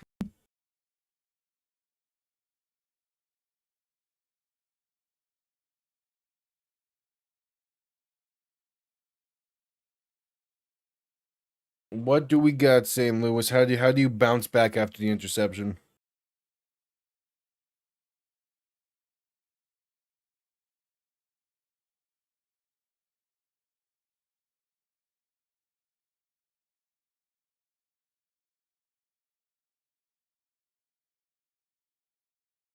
Alright, kickoff underway. Going to be returned beginning from the 4. Spaced out past the 20, past the 25, and brought down right around the 26, maybe 27.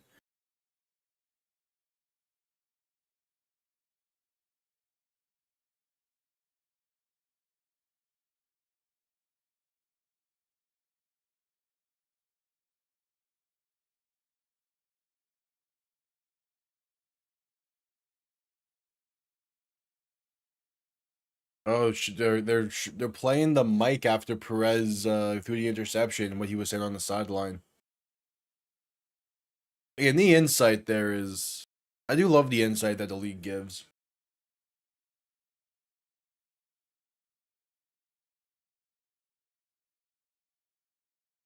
All right, Perez and shotgun, dump off right side. Caught by Jarvion Howard, has some space.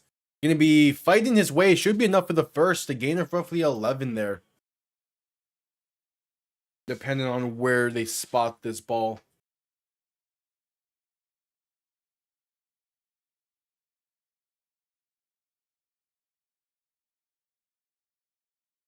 So 2nd and 2 coming up.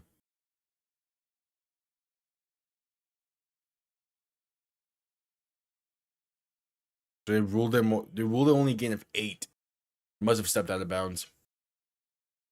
Perez and shotgun back to his right. Play clock winding down to get the snap off in time as they hand this off up the middle for Jarvion Howard. Going to be enough for the first, just past the 40 to about the 41. It's a gain of 5.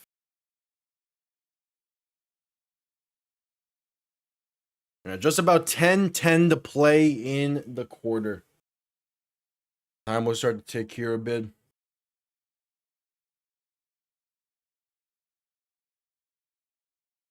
Perez in shotgun back to his right. 2 receivers to each side.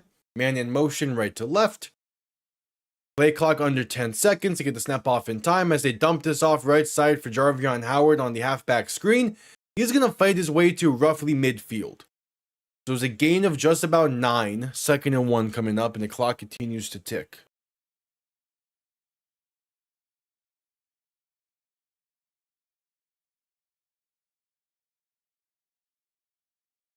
Second and 1 coming up.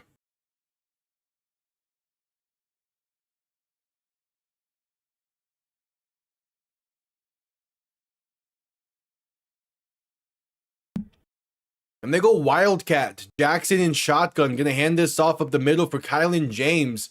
And it's going to not be enough. He's stuffed at the line for no gain. There is a penalty down now as well. We'll see what this is.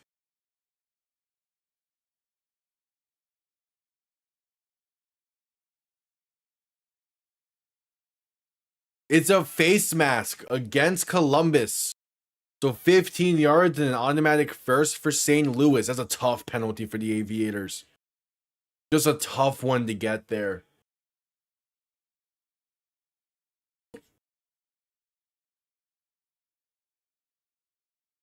Yeah. It's clear. It's a clean. That's definitely a face mask, but man, that's tough.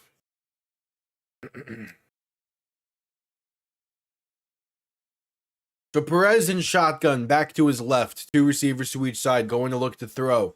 Pass over the middle is caught by Jacquor Pearson. Inside the 25 and down to about the 21-yard line. St. Louis deep inside Columbus territory. Just about 8.5 to play in the third quarter. And yeah, that's too much space over the middle.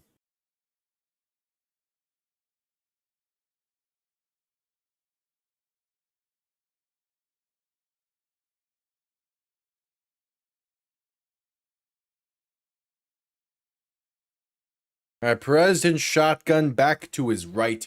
Gonna hand this off, going left for Kylan James, and that's gonna lose about 3 or 4.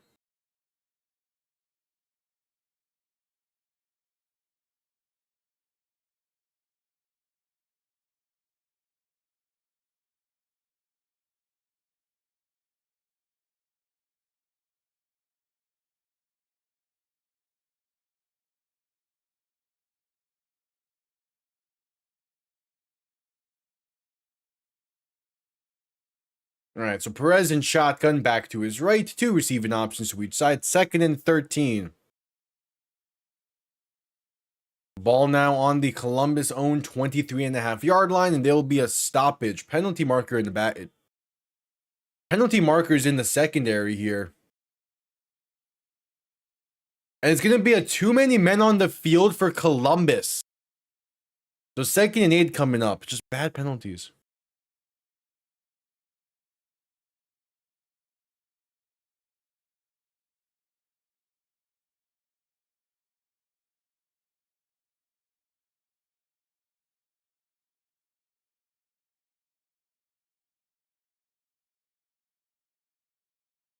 All right, 2nd and 8 coming up. There's about 7:15 to play in the third. Perez in shotgun, back to his right. 3 receiving options to the right as well. Hand off of the middle for Kylan James, and there's room, and he is in. Borderline untouched. And the St. Louis Battlehawks continue to extend this lead right back to 16, soon to be 17, depending on the extra point. But this game is pretty much all St. Louis at this point. Beautiful blocking up front. No chance of him getting stuffed there. That's a tough one for this Columbus defense. Again, things are setting up nicely for DC tomorrow.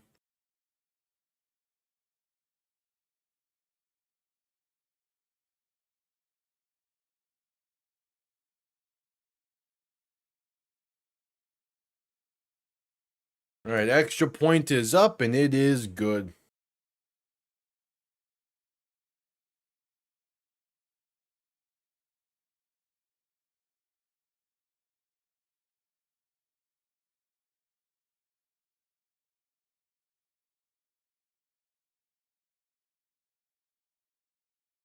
All right, so 7:05 to play in the third. We go to commercial break.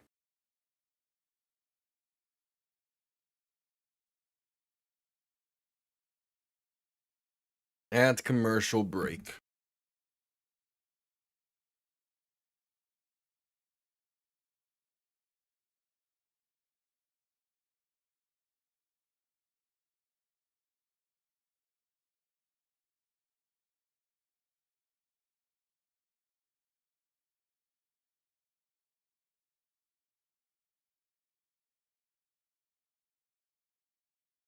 All right, at commercial break.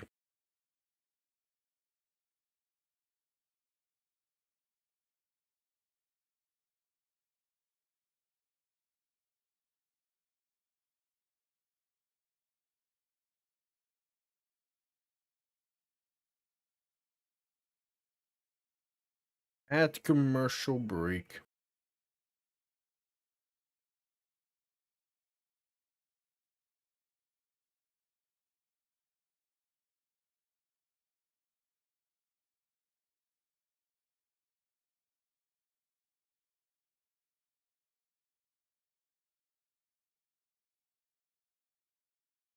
All right. We'll see how this one plays out.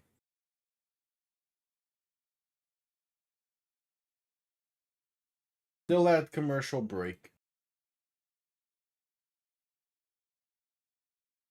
Jeez, Wemby is insane.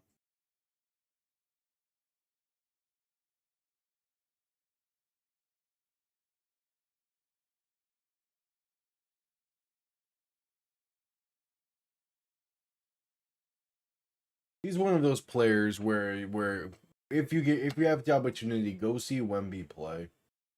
Because it's just insane what he can do on the court. All right, just coming back from commercial break.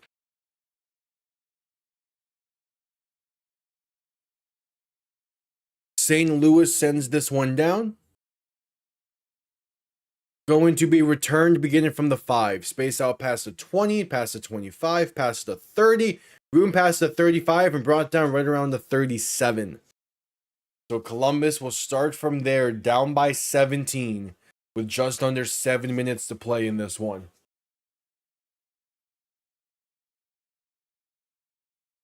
All right. Let's see what they have in store for this.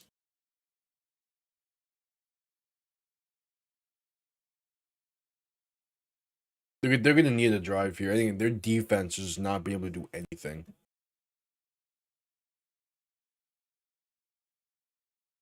McLennan in shotgun, back to his right, 3 receiving options to the left, looking to throw. Pump faking, rolling left by some time, going to look to take it himself.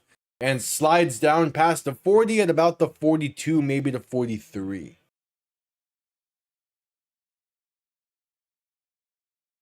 Okay. 2nd and 4 coming up.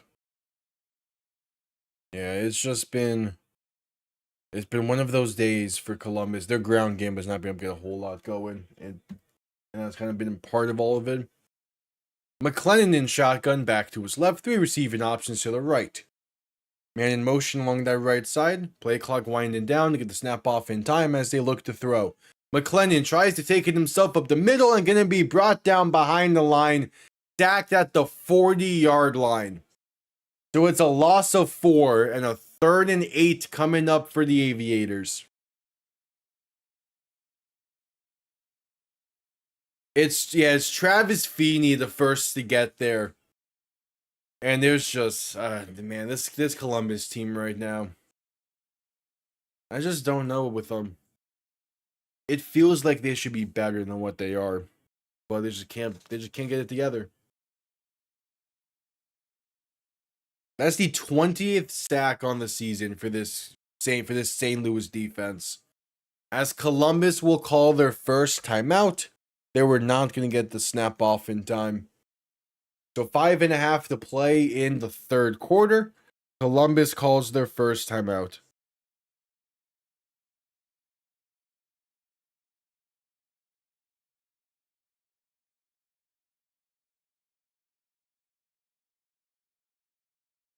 All right, 3rd and 8.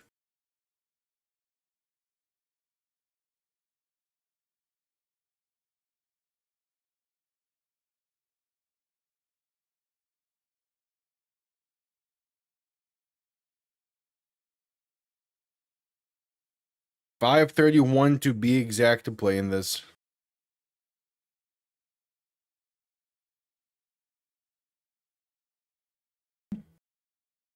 McLennan in shotgun back to his right. 3 receiving options to the left, looking to throw. Pass right side, going to be incomplete, and there's some penalty markers. Probably going to be against Columbus for a push-off there. Was looking for Kiki Chisholm, but that was a pretty clear push-off.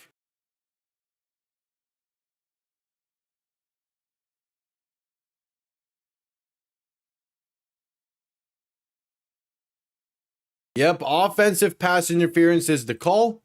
That will be declined. It is 4th and 8 for Columbus. And yeah, that's a pretty clear push off there. That's pretty clear.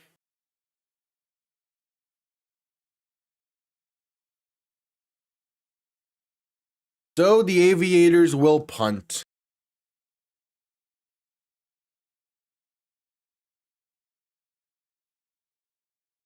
Punt comes off clean. Going to be returned beginning from the 14, gets past the 15, and brought down at the 16. So St. Louis will start from there with 5:07 to play in the third.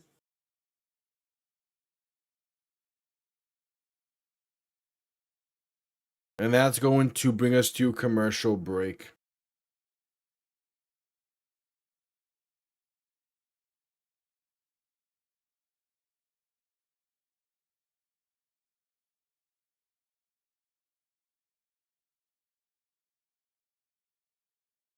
All right.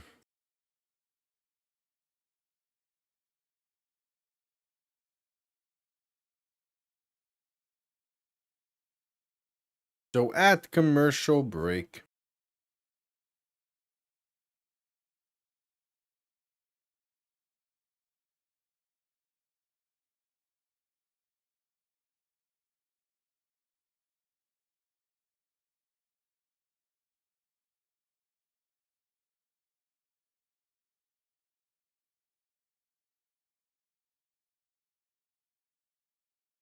At commercial break.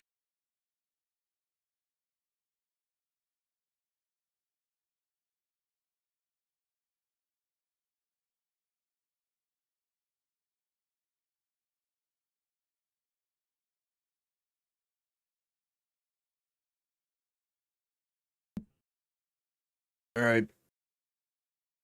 St. Louis in a prime spot here. We'll see what they can manage to trying to extend this lead. Well, I'm hoping for a decently lengthy drive here, just because it would be nice to see St. Louis have a drive like that.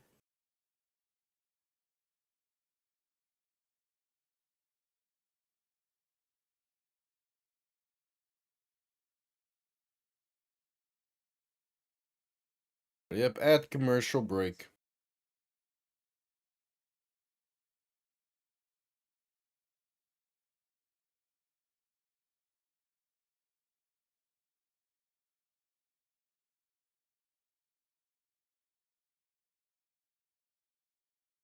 All right, just getting back from commercial break.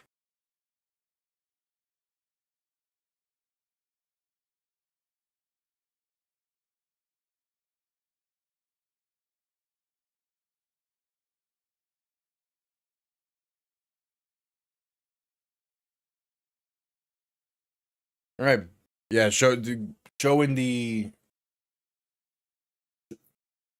showing some sound bites into the headset of the Columbus defensive coordinator there. And yeah, it's been a rough one. The ball on their own 15. Perez and shotgun back to his left, 2 receivers to each side. 1st and 10. Perez going to hand this off up the middle, and that's going to be met instantly behind the line, but fighting for about half a yard there is Jarvion Howard. So it's something out of nothing, and the clock will start to run.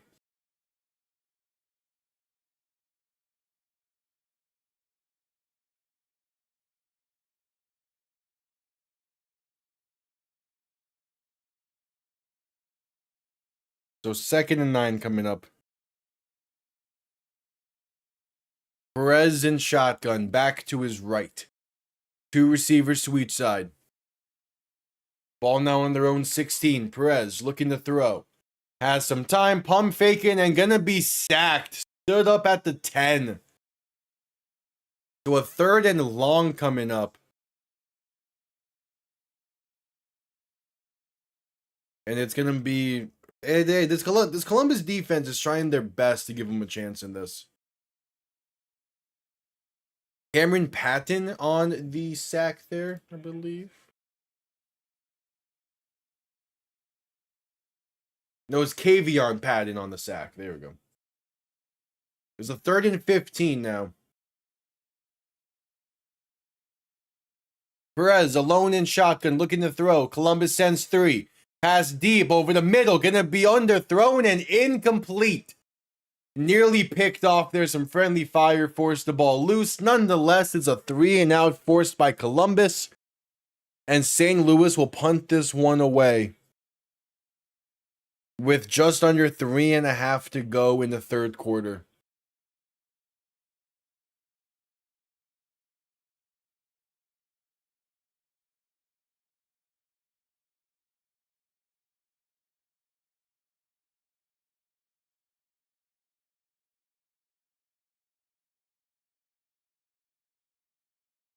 All right, 4th and 15. And punt comes off clean. Going to be returned beginning from roughly midfield. Space past the 30. And out of bounds around the 27 or so. And there's now a penalty marker down as well. But not a great punt from St. Louis. Columbus can have some excellent starting field position here. Looking to get this back to a 10-point game.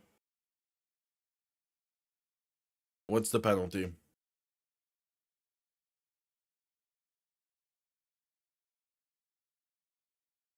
It's a blindside block against Columbus. So that'll push them back. Still some really good starting field position. Just going to need to capitalize off of it. Yeah, I guess.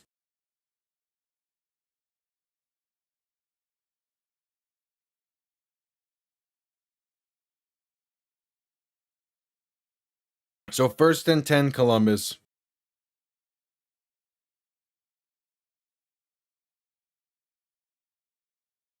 Just under 3 minutes to play in the 3rd.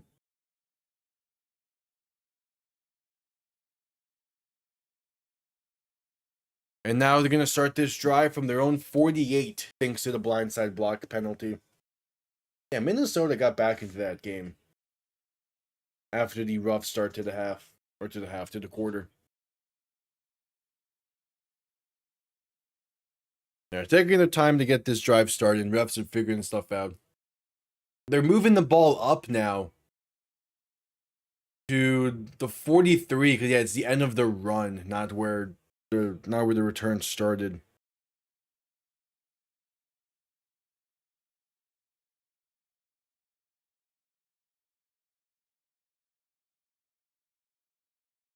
So 1st and 10. McLennan in shotgun, back to his left, going to look to throw. McLennan with some time, sidestep into the right, passing one deep over the middle, and it's well overthrown and incomplete. Looking for Antoine Wells in the end zone. 2nd and 10 coming up. I like the aggressiveness, but well off the mark for it.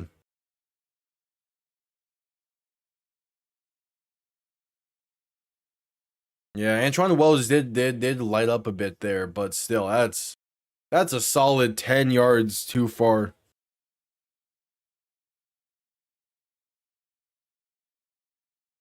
All right, so clock continuing to run. 2:20 to play in the 3rd.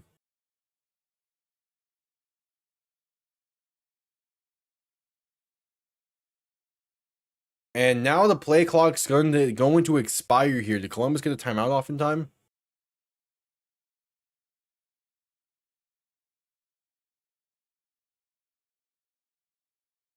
With 2:13 to play in the 3rd, there's a stoppage. Oh no, just taking the delay of game.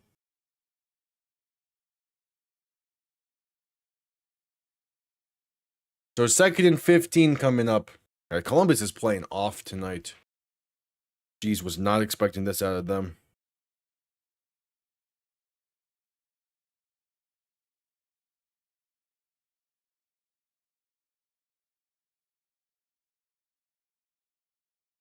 $11 penalties against Columbus in this game, compared to St. Louis's 4.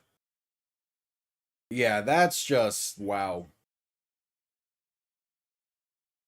McLennan in shotgun, back to his right. 3 receiving options to the left, looking to throw.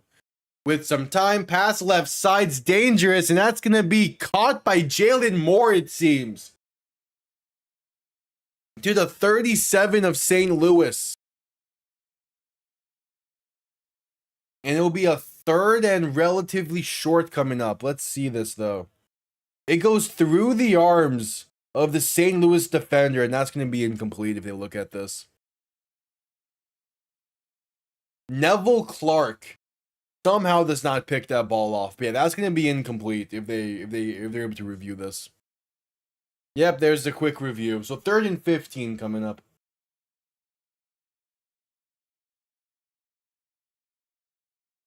3rd and 15.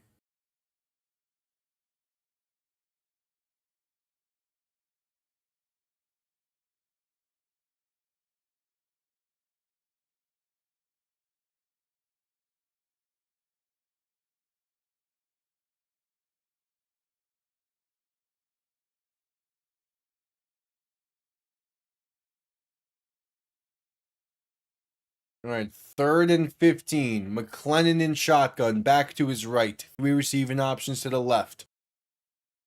Going to look to throw. They need the St. Louis 33-yard line. McLennan, a dump off over the middle. Gonna have space past the 40 and out of bounds around the 35. All right, that works. Saquandre White on the reception. Makes it a 4th and 2. And there's some, along that sideline, there's some pushing and shoving going on. It's 4th and 2. I imagine they go for it here, down by 17.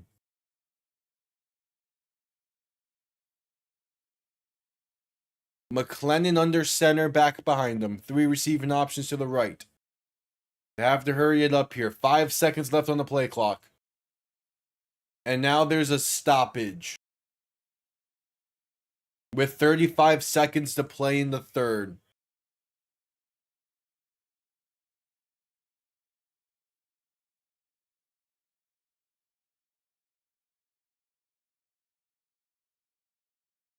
You think it was the officials making sure they had the spot correct?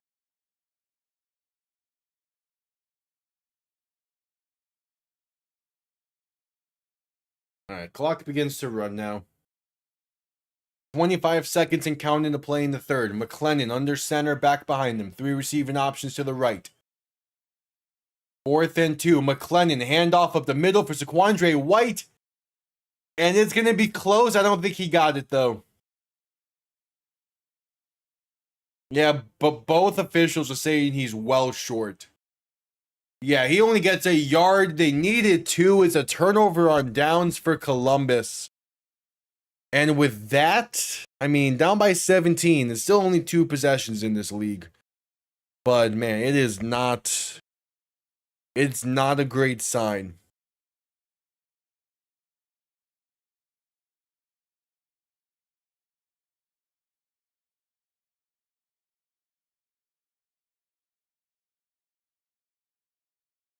It is not a great sign.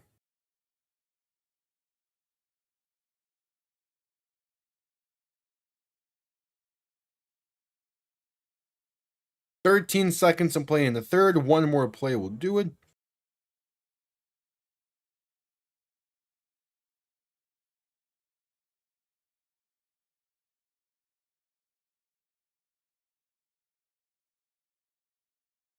Perez and shotgun back behind him.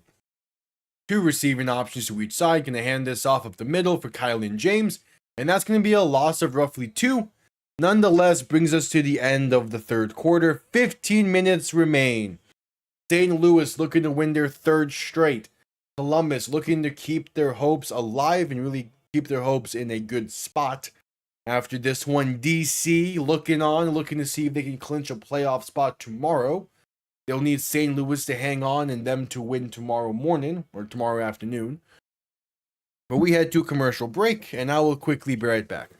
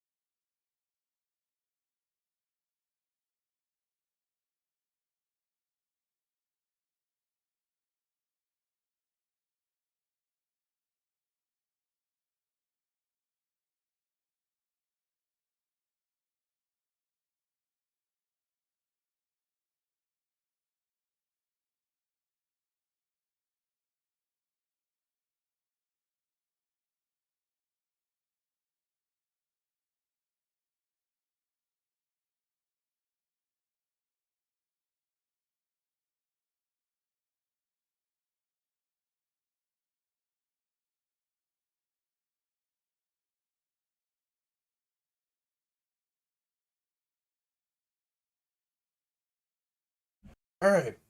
Still waiting for the start of the fourth quarter.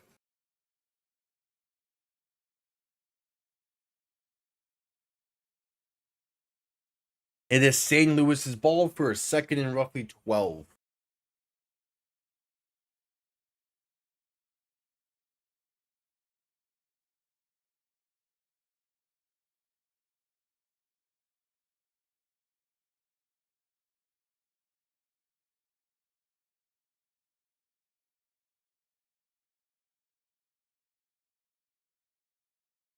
All right, at commercial break.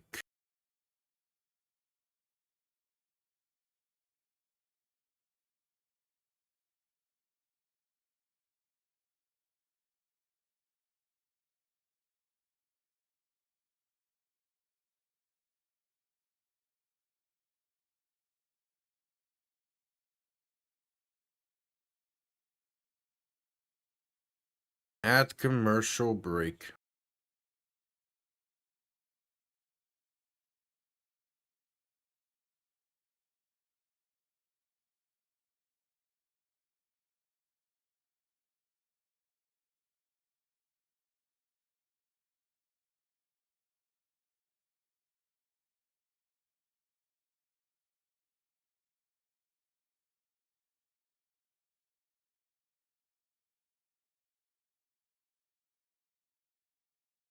All right, just getting back from commercial break.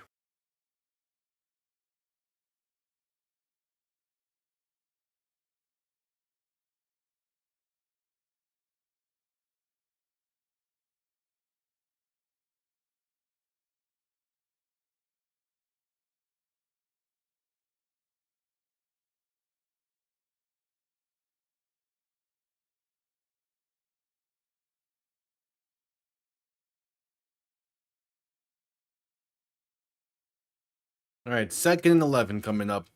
Perez alone in shotgun. 3 receivers to the left, 2 to the right. Ball on their own 34-yard line. Perez looking to throw. Pass right side, going to be incomplete. Looking for Hakeem Butler. Some contact forced it loose there by Michael Lawson, as the pass was also behind Butler. Makes it a 3rd and 11.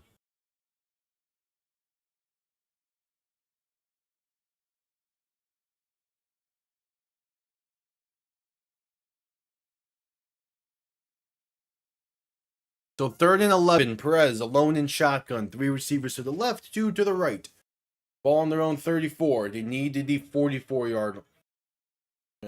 Perez looking to throw.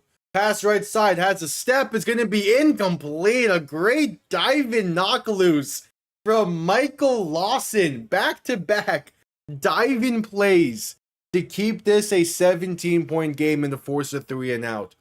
Looking for Jacor Pearson. Pass was a little bit behind once again, but in that kind of situation, he kind of fits as well. But Michael Lawson, that is back-to-back dive-in pass breakups and near interceptions. Gonna force the punt as St. Louis goes 3 and out.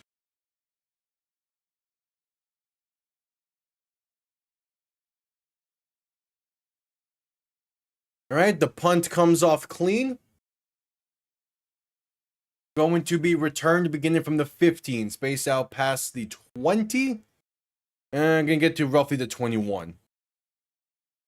Columbus will start from there.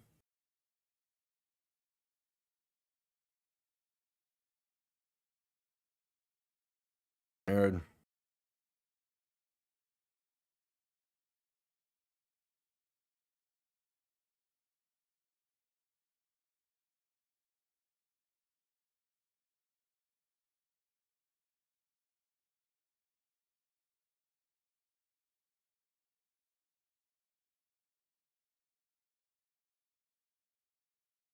So McLennan in shotgun, back to his left. 3 receiving options to the right. Going to hand this off up the middle for John Lovett, and there's some space to about the 29, maybe the 30, depending on how generous the spot is. Either way, a gain of 8 or 9 on the play. 2nd and 1 coming up.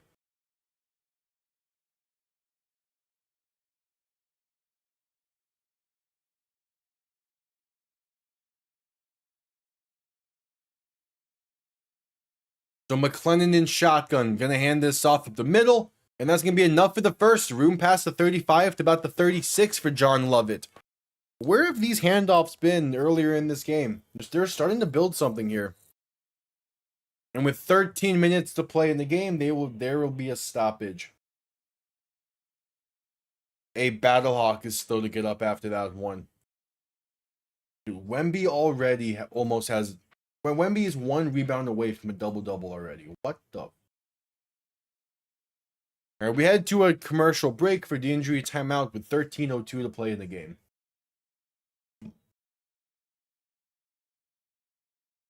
This is crazy, man.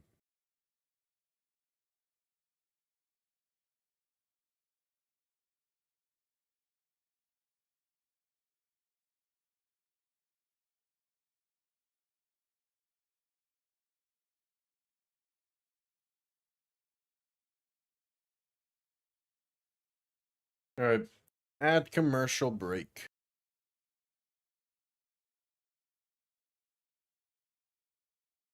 Well, again, Columbus can definitely claw their way back into this, but I'm not sure how much you'll be able to.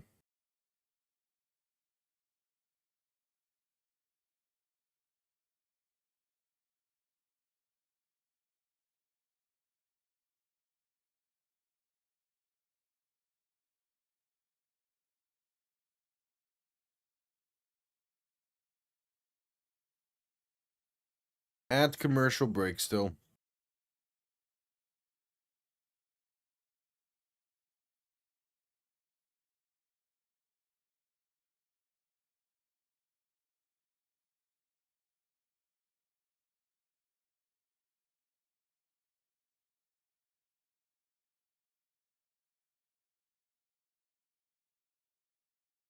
At commercial break.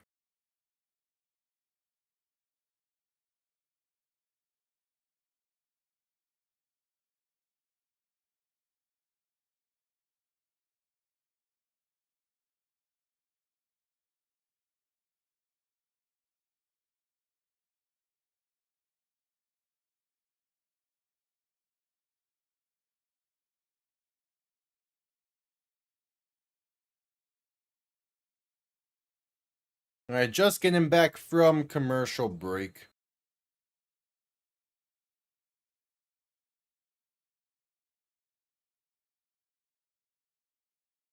McLennan in shotgun back to his right.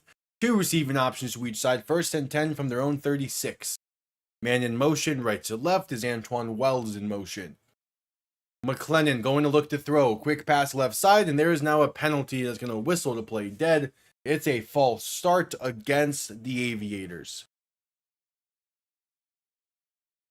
Gonna push them back 5. All right. That's their 12th penalty against them in this game. I mean, that's just not going to cut it.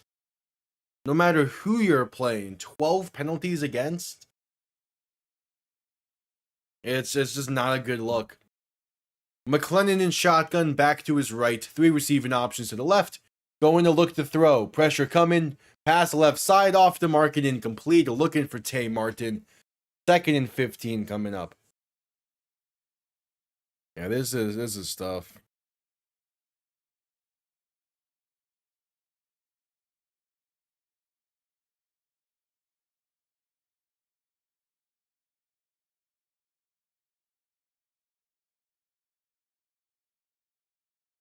All right, 2nd and 15 now.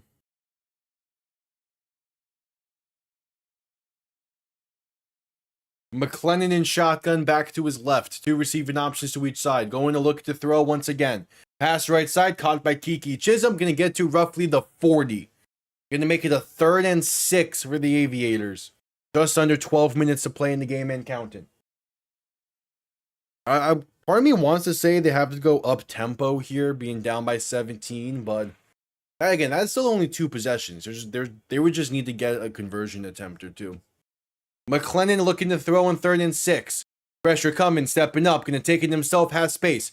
Gets the 1st and slides down at midfield. To keep the drive alive, just under 11 and a half to play in the game now.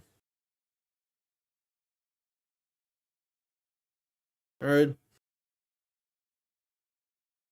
McLennan in shotgun, back to his left. 3 receiving options to the right. 1st and 10. McLennan going to look to throw. Pressure coming, pass right side, going to be off the mark and incomplete. Looking for Tay Martin, nearly picked. Would have been an incredible dive and interception. 2nd and 10 coming up. And also, Columbus only has 2 timeouts, so they're in a pretty rough spot.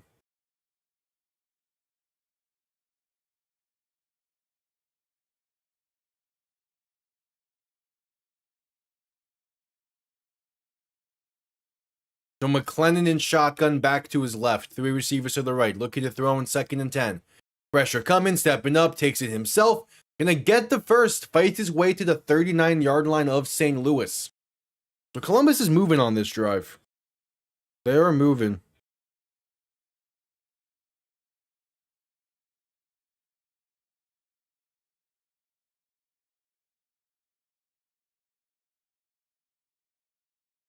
McLennan in shotgun back to his left. 3 receiving options to the right, and St. Louis now will call a timeout. I like the mindset that Columbus has been playing with in this quarter, and really this half to an extent. At the same time, though, it's like, where was this earlier in the game? You're getting to the point of the season where every game truly matters, and you're fighting for the playoffs. Where was this aggressiveness earlier on in the game? Like where was all this?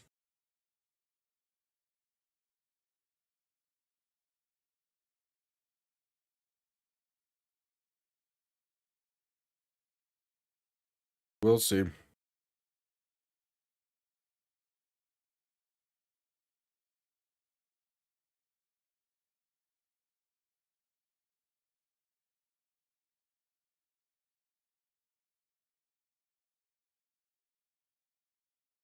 First and 10, McLennan in shotgun, back to his left. 3 receiving options to the right, going to look to throw. Pressure comes quick, pass dump off right side. Gonna have some space for John Lovett to fight his way inside the 30 and down to about the 29-yard line. Going to be enough for the first once again, and Columbus is now deep into St. Louis territory. Like, Columbus can make this a one-possession game here easily. McLennan in shotgun, back to his right. 3 receiving options to the left.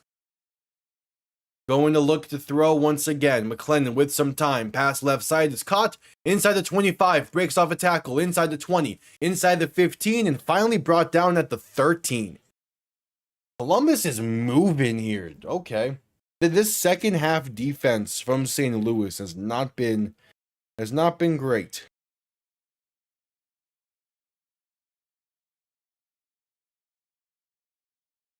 McLennan in shotgun, back to his left, looking to throw. Pass right side, going to be caught and brought down at the line of scrimmage for no gain.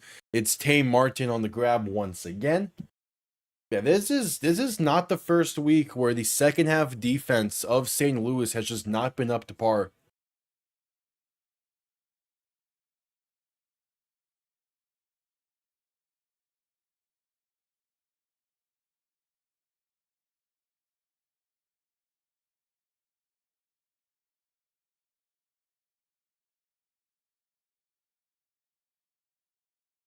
All right, so McLennan in shotgun, back to his right. 3 receivers to the left. 2nd and 10, going to look to throw once again.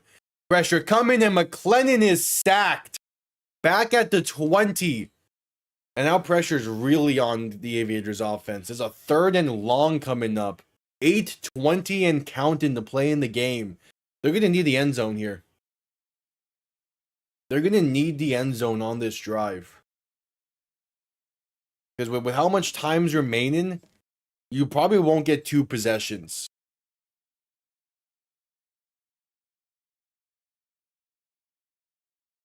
Even with the onside kick stuff in this league. All right, 3rd and 16. There is a Battlehawks though to get up afterwards, so the clock will stop at 8:06 to play in the game, and I would imagine a injury timeout commercial break coming up here.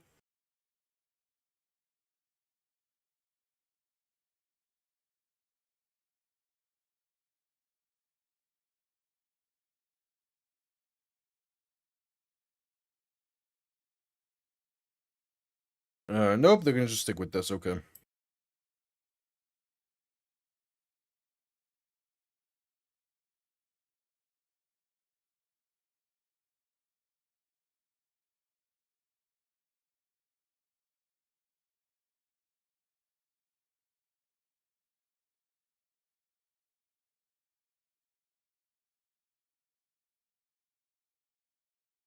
All right, 3rd and 16 coming up.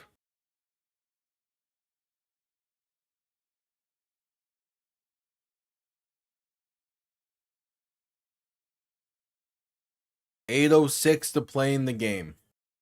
Yeah, Columbus is in full-on 4-down territory here. There's no doubt about it. McLennan alone in shotgun. 3 receiving options to the left, 2 to the right. Going to look to throw. Pressure comes quick. Pass left side, it's caught. Breaks off 1 tackler. Brought down at the 11.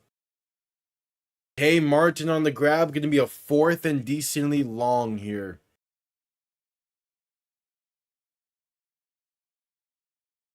A 4th and decently long.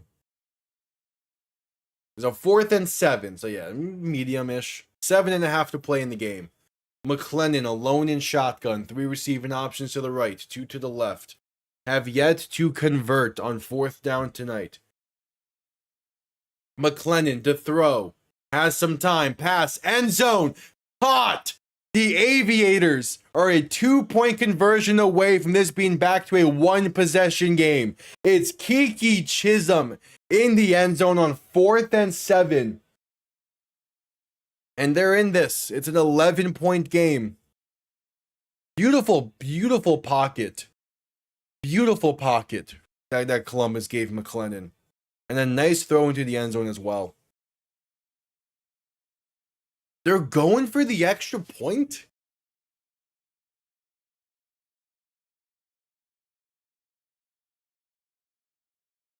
I don't fully get this. I mean, They're expecting to get the ball back, yeah. The extra point's up, and he doinks it off the right upright. It remains an 11-point game. Yeah, I would have just gone for 2.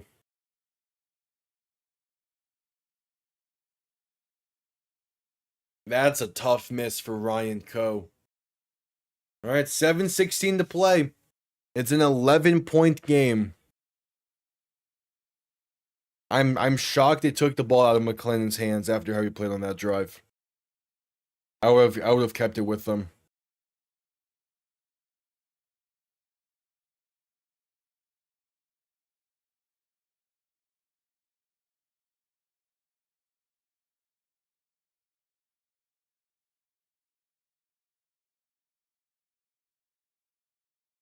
All right.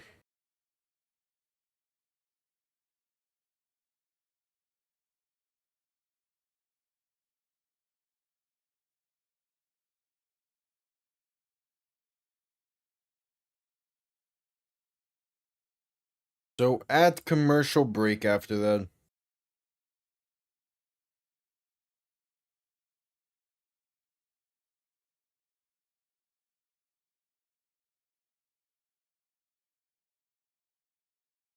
At commercial break.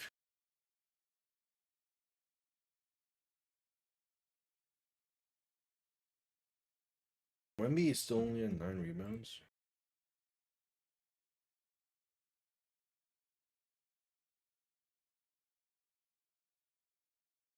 What's this game at? San Antonio leads by 4. Yeah. I mean, Wemby is a plus 10 right now. That's crazy.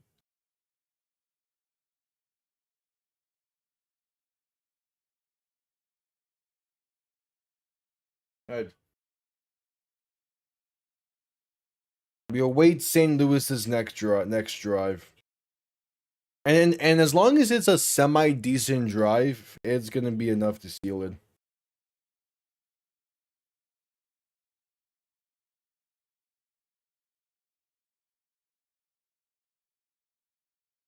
All right, just getting back from commercial break.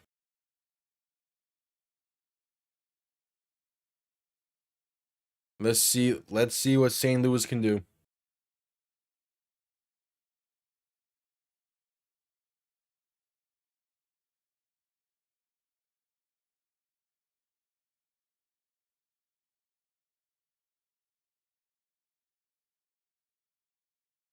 Yeah, them going for that extra point there was something.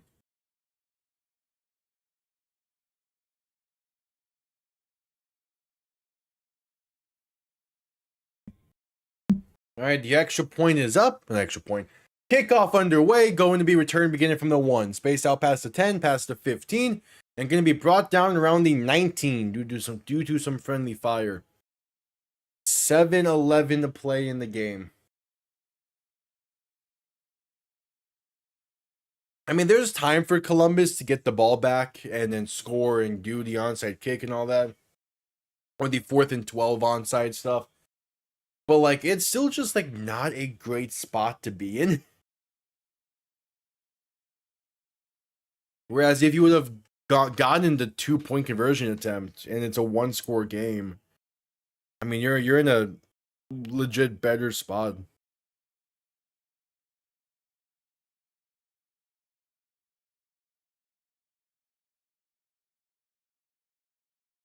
Perez in shotgun, back to his left. 3 receivers to the right, going to hand this off going right. And that's going to be brought down behind the line for a loss of about half a yard.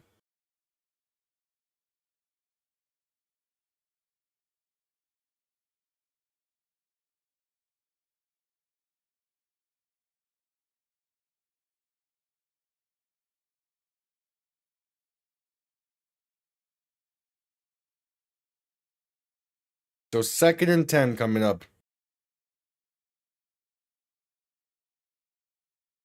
And St. Louis is going to kill as much time as they can on this drive.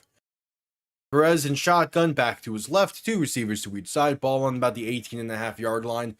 Perez looking to throw. Pass over the middle is going to be caught to about the 23.5-yard line. Penalty marker down now as well.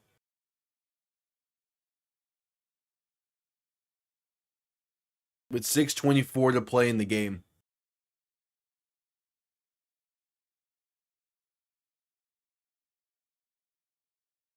Refs are discussing this.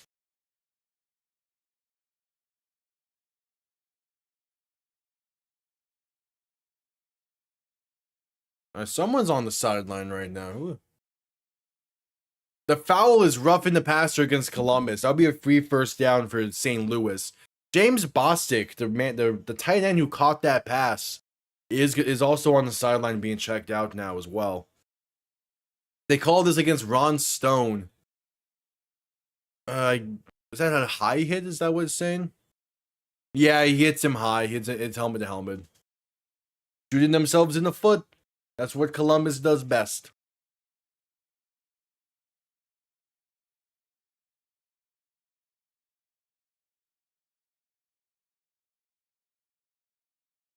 Oh, there's a challenge down.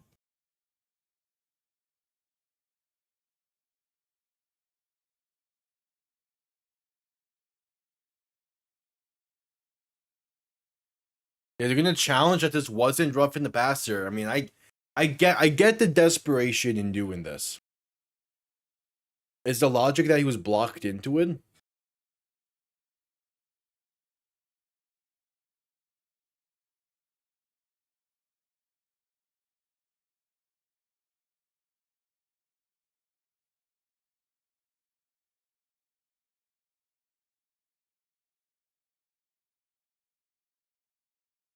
Oh, do you see that though, Blandino?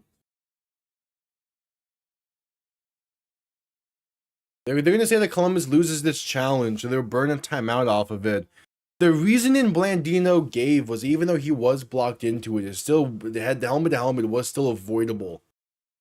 Which I would need to see another replay of that to decide. Because part of me is thinking that there might have been some upward push there, but I guess it probably wouldn't be enough.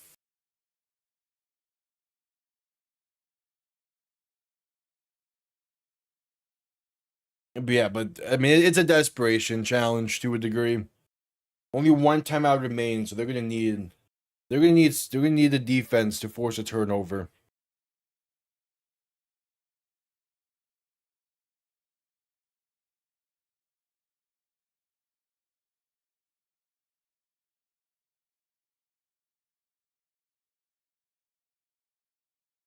So Perez in shotgun back to his left.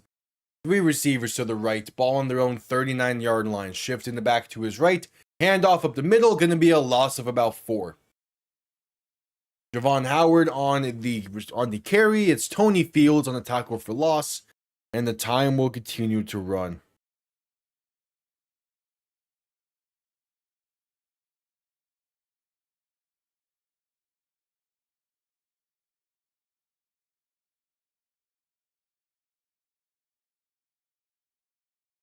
Second and 13 coming up.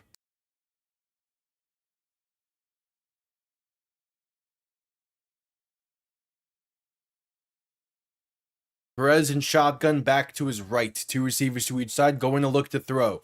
Pass left side is behind Akeem Butler and going to be incomplete. So 3rd and 13 coming up. Again, they can still kill time here.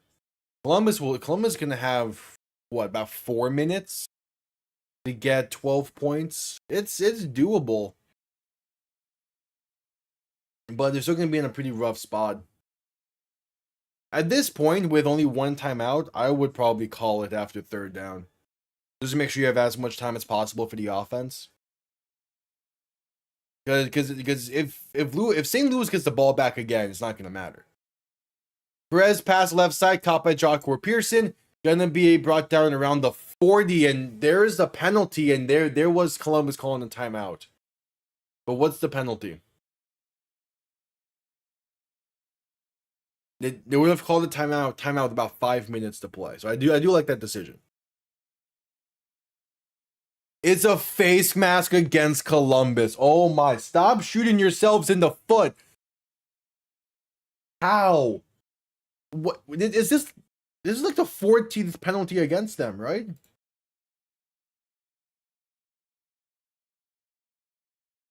Yeah, it's the edge rusher getting a fistful of face masks. Holy man. Is that the 13th? It's the 13th or 14th penalty against Columbus in this game. It's the 14th, yeah. Dude, what? How does this team keep shooting themselves in the... At this point, I can't even call it shooting yourself in the foot. Because they do it so much. They have progressed from the foot to the kneecap. Perez handoff up the middle, gonna have some space to about the Columbus 43 yard line. 4.5 to play in the game and counting. Like, at this point, it's not shooting themselves in the foot. They have progressed further up the leg. Because how do you keep having these type of games? Where like you play decently close, you play competitive, you have chances in the second half, but then you have bad penalties against, slight mistakes offensively. It continuously happens for this team. Perez going to hand this off up the middle for Kylan James, and that's going to be met at the line for no gain.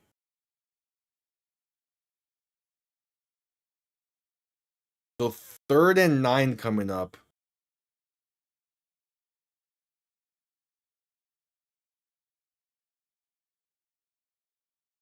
And an interesting spot for Columbus, because St. Louis is probably going to have to go for it if they don't get the first here.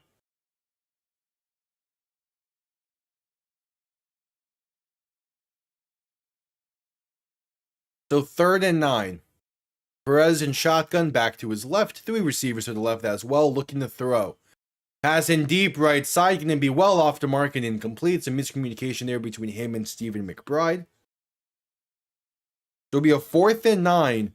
And this clock is not going to get under 2 minutes. So the Battlehawks will have to go for it.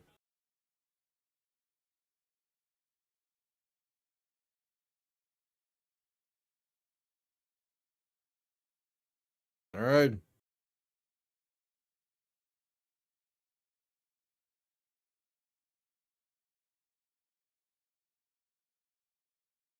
Yeah, they're still gonna let this clock run. And St. Louis will call their second with 2:43 to play.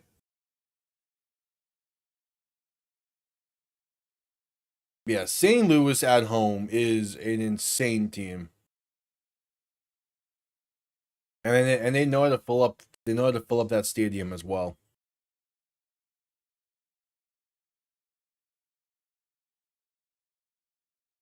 Do we have the announcement for what the attendance is today yet?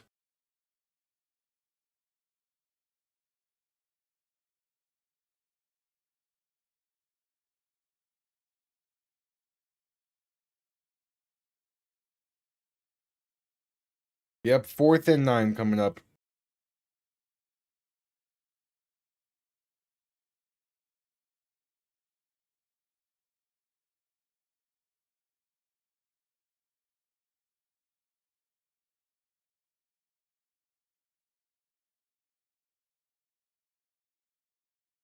All right, 4th and 9. St. Louis has to go for it as they're past midfield. But again, they get this first down. They get the first, and they can just run out the clock. But so Columbus is in such a weird spot. Going forward, like entering next season and beyond, like, they could be a great team, but they need to get disciplined. Perez in shotgun, back to his right, looking to throw on 4th and 9. Pressure comes quick and just going to throw this one away incomplete. The Aviators stay alive. Nah, I don't love the throwaway, but with that pressure quick, it's not the end of the world either. 1 timeout, 11-point game, 2:39 to play. So they will have the 2-minute warning as well. If they can score quick enough, there is a path, but it's not a very likely path.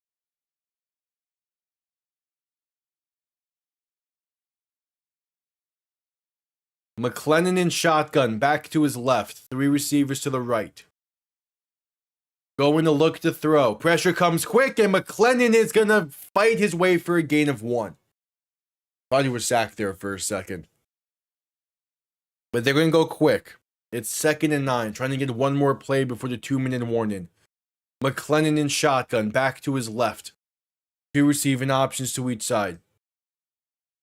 McClellan looking to throw. Has time, dump off right side, caught by Toatawa. Gonna fight his way out of bounds at roughly midfield. And that will get us to the 2-minute warning.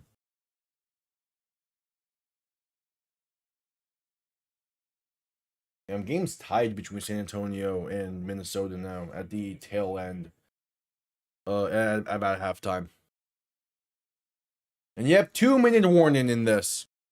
2 minutes to play, an 11-point deficit for Columbus with the ball. We shall see.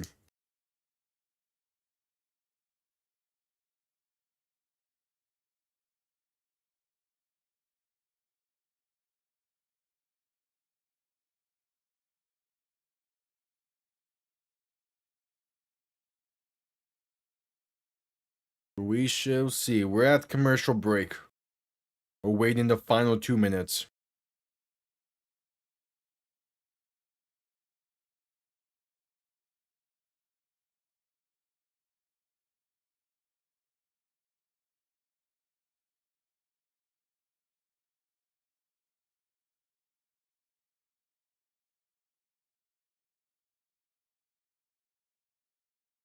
All right, at commercial break.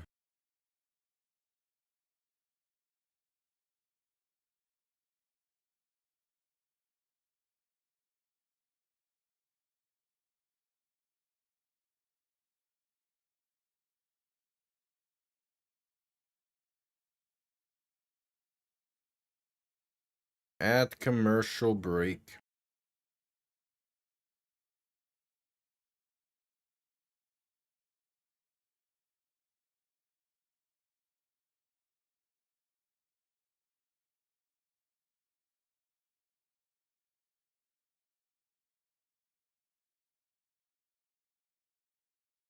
All right, okay, Columbus still has a chance in this, but all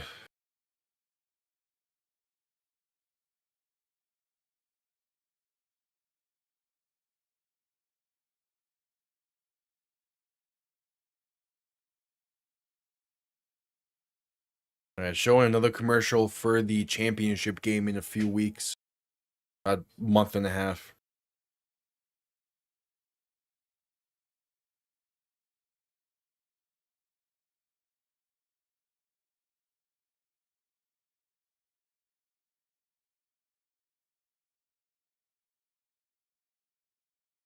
All right, just getting back from commercial break.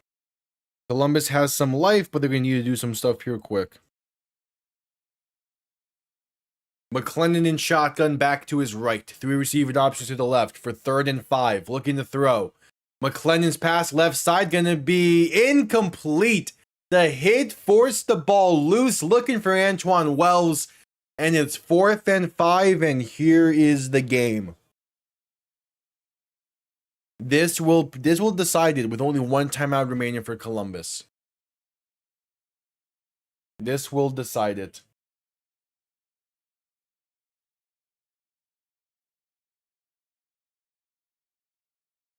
Play clock winding down. McClellan in shotgun back to his right. 3 receiving options to the left. They need the 46-yard line of St. Louis. McClellan to throw. Pass left side, off the mark, and incomplete. Looking for Antoine Wells, the St. Louis Battlehawks. Hang on to win by 11, as all that's left is for him to kneel this ball out.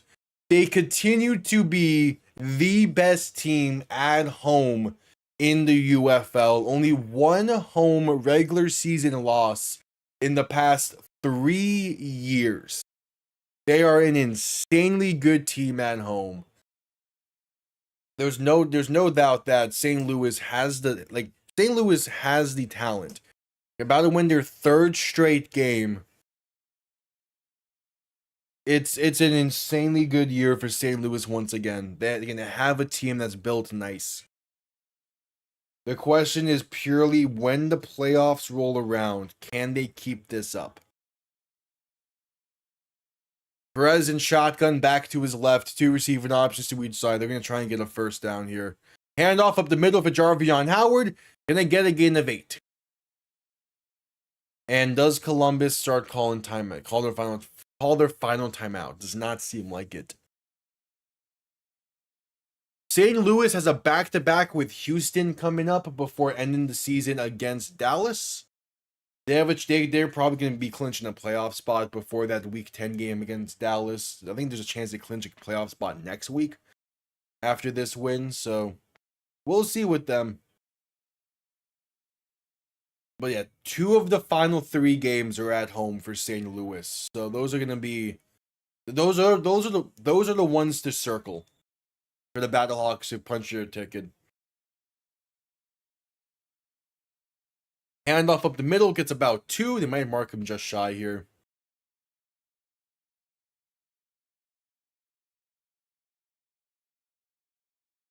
Clock begins to roll. 1 minute to play. They gave him the first, so that will do it. Just have to kneel this one out. On the night they honor the 1999 St. Louis Rams, the Battlehawks get the 11-point win over Columbus. There's a kneel down, and they're going to need one more. Nonetheless, we'll put that final. Good win for St. Louis. Again, they play at home next week against Houston. Should be another really solid game for them. I believe that game is going to... Yeah, that's going to be the second of a Saturday doubleheader next week. But Luis Perez, in his first start, has a real solid game, and more importantly, he has the win. There's the final kneel down. So all that's left for the DC Defenders to clinch a playoff spot is to win tomorrow. They play at 1:30 p.m. EST against the Louisville Kings. I will be live for that game, as well as the 8 p.m. game between Dallas and Birmingham. I'll be live for that one as well tomorrow. The first of 4 games for Week 7 has ended. I'll see you all tomorrow for the second. Appreciate everyone tuning in. Have yourselves a damn good one. Peace.